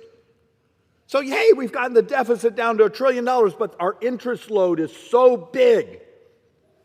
Remember, Mr. Speaker, the primary driver of U.S. sovereign debt is interest and our health care costs. Are we willing to have a revolution in how we provide health care? Legalize technology, push for the cures. Diabetes is 33% of U.S. healthcare spending. Maybe helping our brothers and sisters be healthier turns out to be one of the greatest economic benefits of society. When 47% of U.S. healthcare is associated with obesity, maybe we should change the FAR bill. Maybe we should change nutrition support. Maybe we should actually think about helping people be healthier. And it's great economics. And it's good for our brothers and sisters. Oh, but that will piss off, lots of the moneyed interests, the hospitals, the others who make money on sick people. This place is absolutely immoral and perverse. And I find myself getting angrier and angrier. Look, I've given up. I'm leaving this place. I'm going to go run for governor in Arizona. Maybe I can save Arizona because I can't get my brothers and sisters here to do hard things. Because it is hard. I have a 3-year-old we've adopted. And I'm 64, yes, and my wife's my age. Maybe we're insane. Greatest gift God has ever given someone. We need 104% of my little boy's lifetime income. 104% of my little boy's lifetime income just to pay federal government pensions. In 33 months, over half of federal spending will go to those 65 and up. The math problem is we've gone 40 years and not enough children. You heard me a moment ago say we're functionally at zero population growth. There's actually one analyst out there that has us at negative population growth because of the people leaving the country. And then come to me, and our hallways are full of people demanding more money. And many of them are things we agree with, we love. We just have to borrow everything.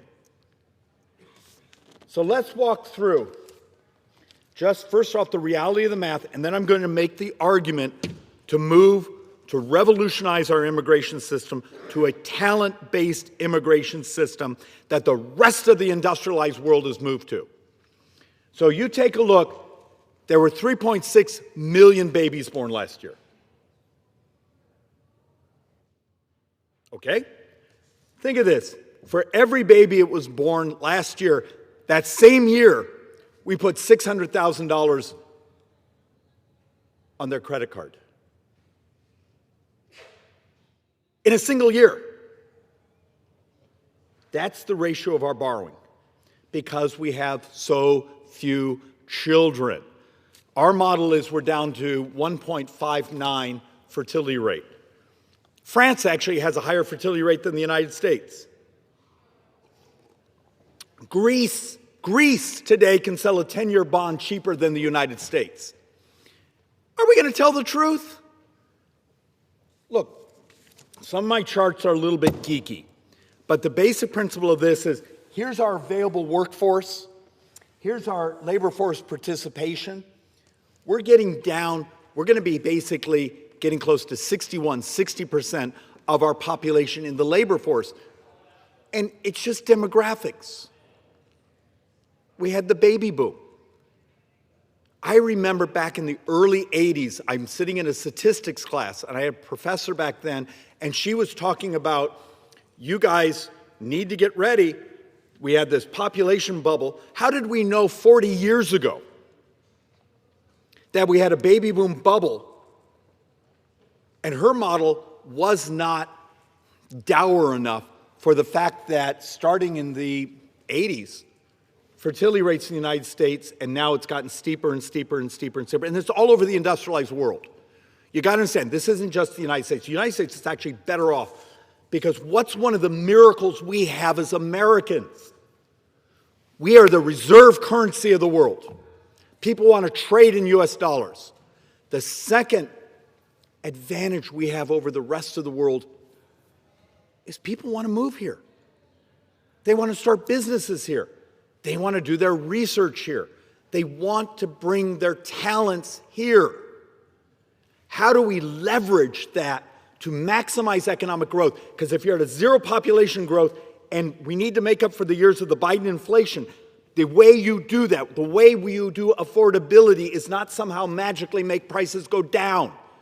It's you raise wages. You raise wages by, remember your high school economics class? 2 ways your wages go up. Inflation, well, that doesn't get you anything. Productivity.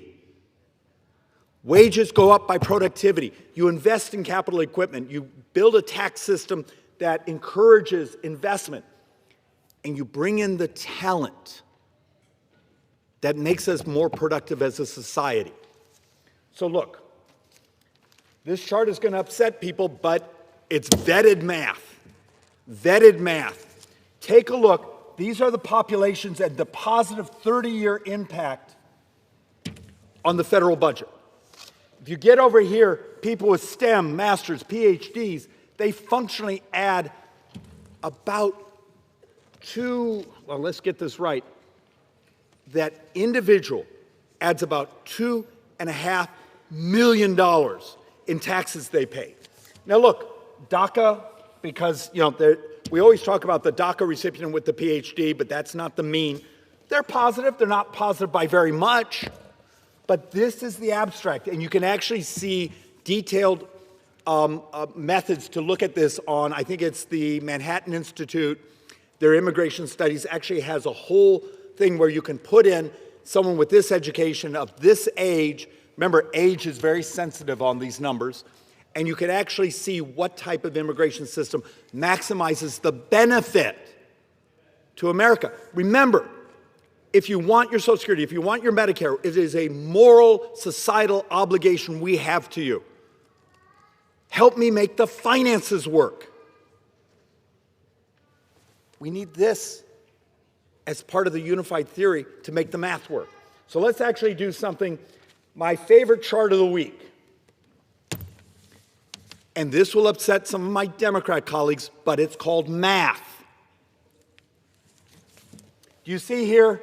This is populations with less than a high school education. We calculate over that 30-year, they cost society about $100,000. They cost.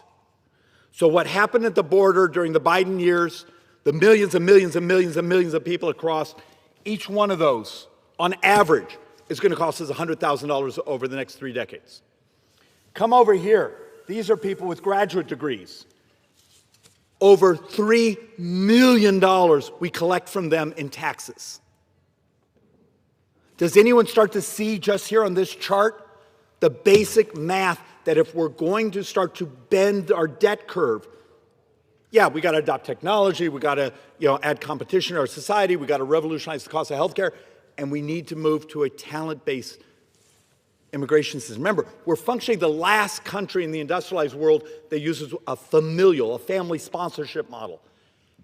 And for a lot of my religious groups, David, it's moral. We like being able to sponsor our family. I understand. Tell me how I deal with the bankruptcy of Medicare. Tell me how I deal with a 24% cut in Social Security coming in 6.5 years. That's moral also. And there's a way I can slow down this hemorrhaging of cash. Remember, Mr. Speaker, in the last 12 months, we've borrowed $2.77 trillion. We thought this fiscal year we would come in about 1.7, 1.8. Running math right now is we're way off. And are we heading towards a supplemental? Are we heading to other things? Why is telling the truth so hard around here? Why is doing hard things? Well, maybe it's because they're hard things. Answering my own question.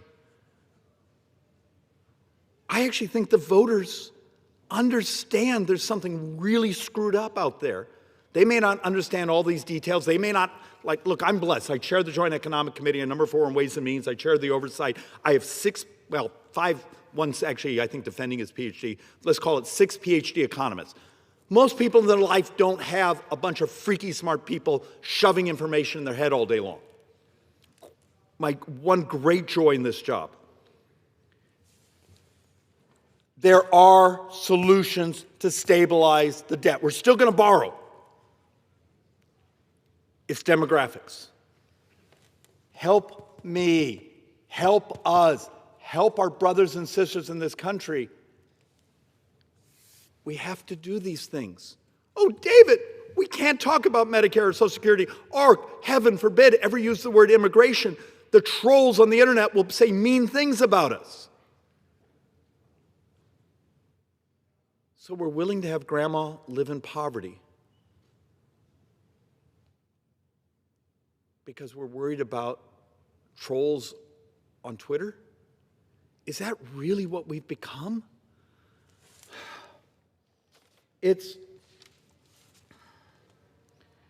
Look, tax revenues from a 30-year-old immigrant with a college degree versus someone with no high school diploma.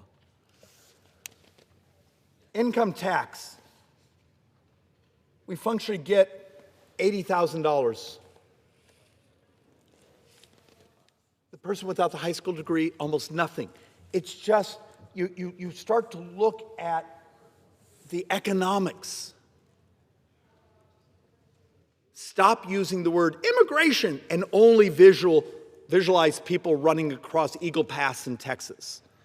The fact of the matter is also, if we can fix our system, and I'm going to show you some quotes from President Trump. President Trump has talked about this repeatedly, saying it's insane that this country educates people and then sends them home to compete with us. How do I get this body to start actually understanding policy is economics, economics is math? And you start to look at this number is wrong already. We were looking at saying, hey, there's, okay, I need to explain this. 2025 deficit, we book as $1.7 trillion. Now you understand, we played some games with it. We rolled the student loans, pulled them back, so we got a credit. There were certain bills we owed. We paid them in October instead of the end of September. So we played some games to lower that number. But I need you to look at what was going on. 17% of our spending just went to net interest. 16% went to defense. Interest was more than defense last year. Think of this. 2025 fiscal year, Social Security, interest, Medicare, Medicaid and its Obama subsidies, and defense. Defense was number 5. The thing that's in the Constitution was number 5 in our spending stack.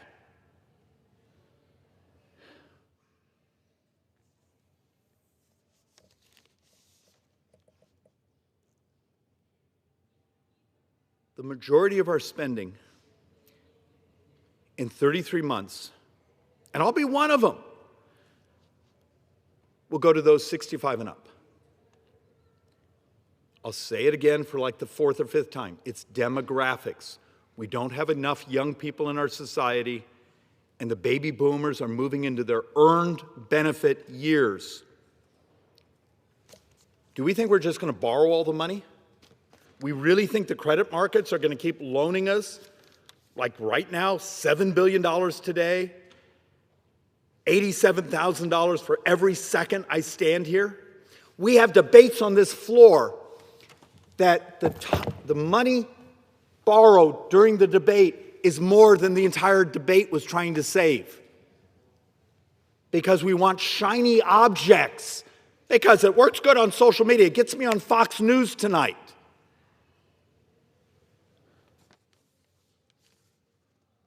As the finances of our country burn down,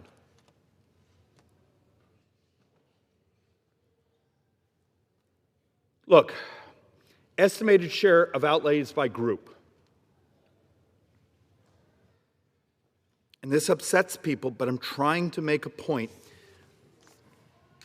So I'm a kid in the 1970s. Yes, disco and bell-bottom pants. It was not a pretty time. At that time, the rough estimate is children, those under 18, got about $7 of federal resources for every dollar that went to 65 and up. Today, that's reversed. And it's just because of our population dynamics. But it's going to get bigger and bigger. The reason I grabbed this chart is to show in 2036, we will be well, and it actually happens, so our math is 33 months. The majority, more than half, of all federal spending will be to those 65 and up. But take a look down here. For those under 18, we're going to be under 6%.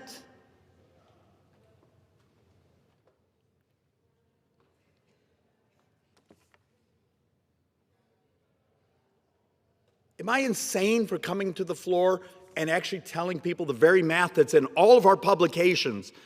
No one seems willing to open up the binders and actually read them. Look, I want to give President Trump credit. He has repeatedly stood up in front of audiences, stood up in front of crowds, stood up in front of the cameras, and talked about the insanity of having a country that's not attracting and keeping talent. Before I do the president's quotes, I have a professor friend who used to talk about this, and when I say used to, it's a couple of years ago. The 80s, the 90s, the war had conflict over hydrocarbons. We need oil. Last decade, rare earths.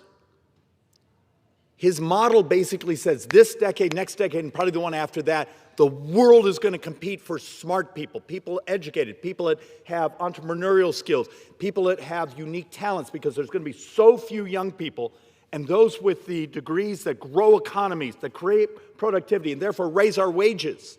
We're all going to fight over them. Canada, New Zealand, Great Britain, all these countries have built talent-based immigration systems. You know who hasn't shown up, Mr. Speaker? The United States. Because we're so terrified to have an adult, professional, academic, economic-based discussion of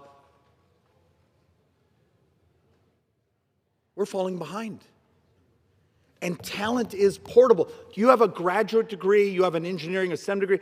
What is it? I co-chaired the Singapore caucus. I think in 6 weeks, you can get status to live in Singapore. You know what we do to that person here in the United States? We send them home to compete with us to another country. Have we lost our minds?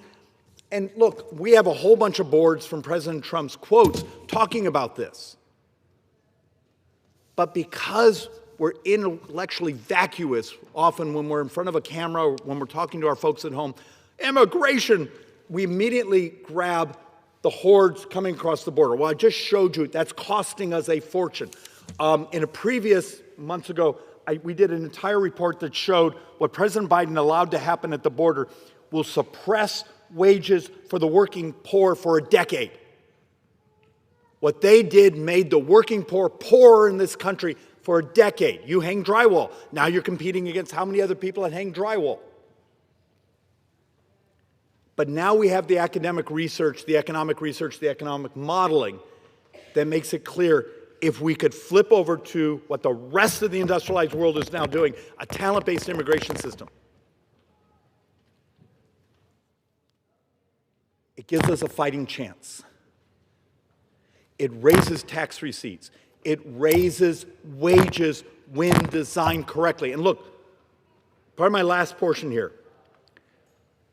We've been working for a year with our economists and some of my office staff to rewrite, and we're doing some pretty radical stuff. We're getting rid, we've been following the papers that say, look, the H-1B model actually does create certain wage suppression because that visa is owned by an employer.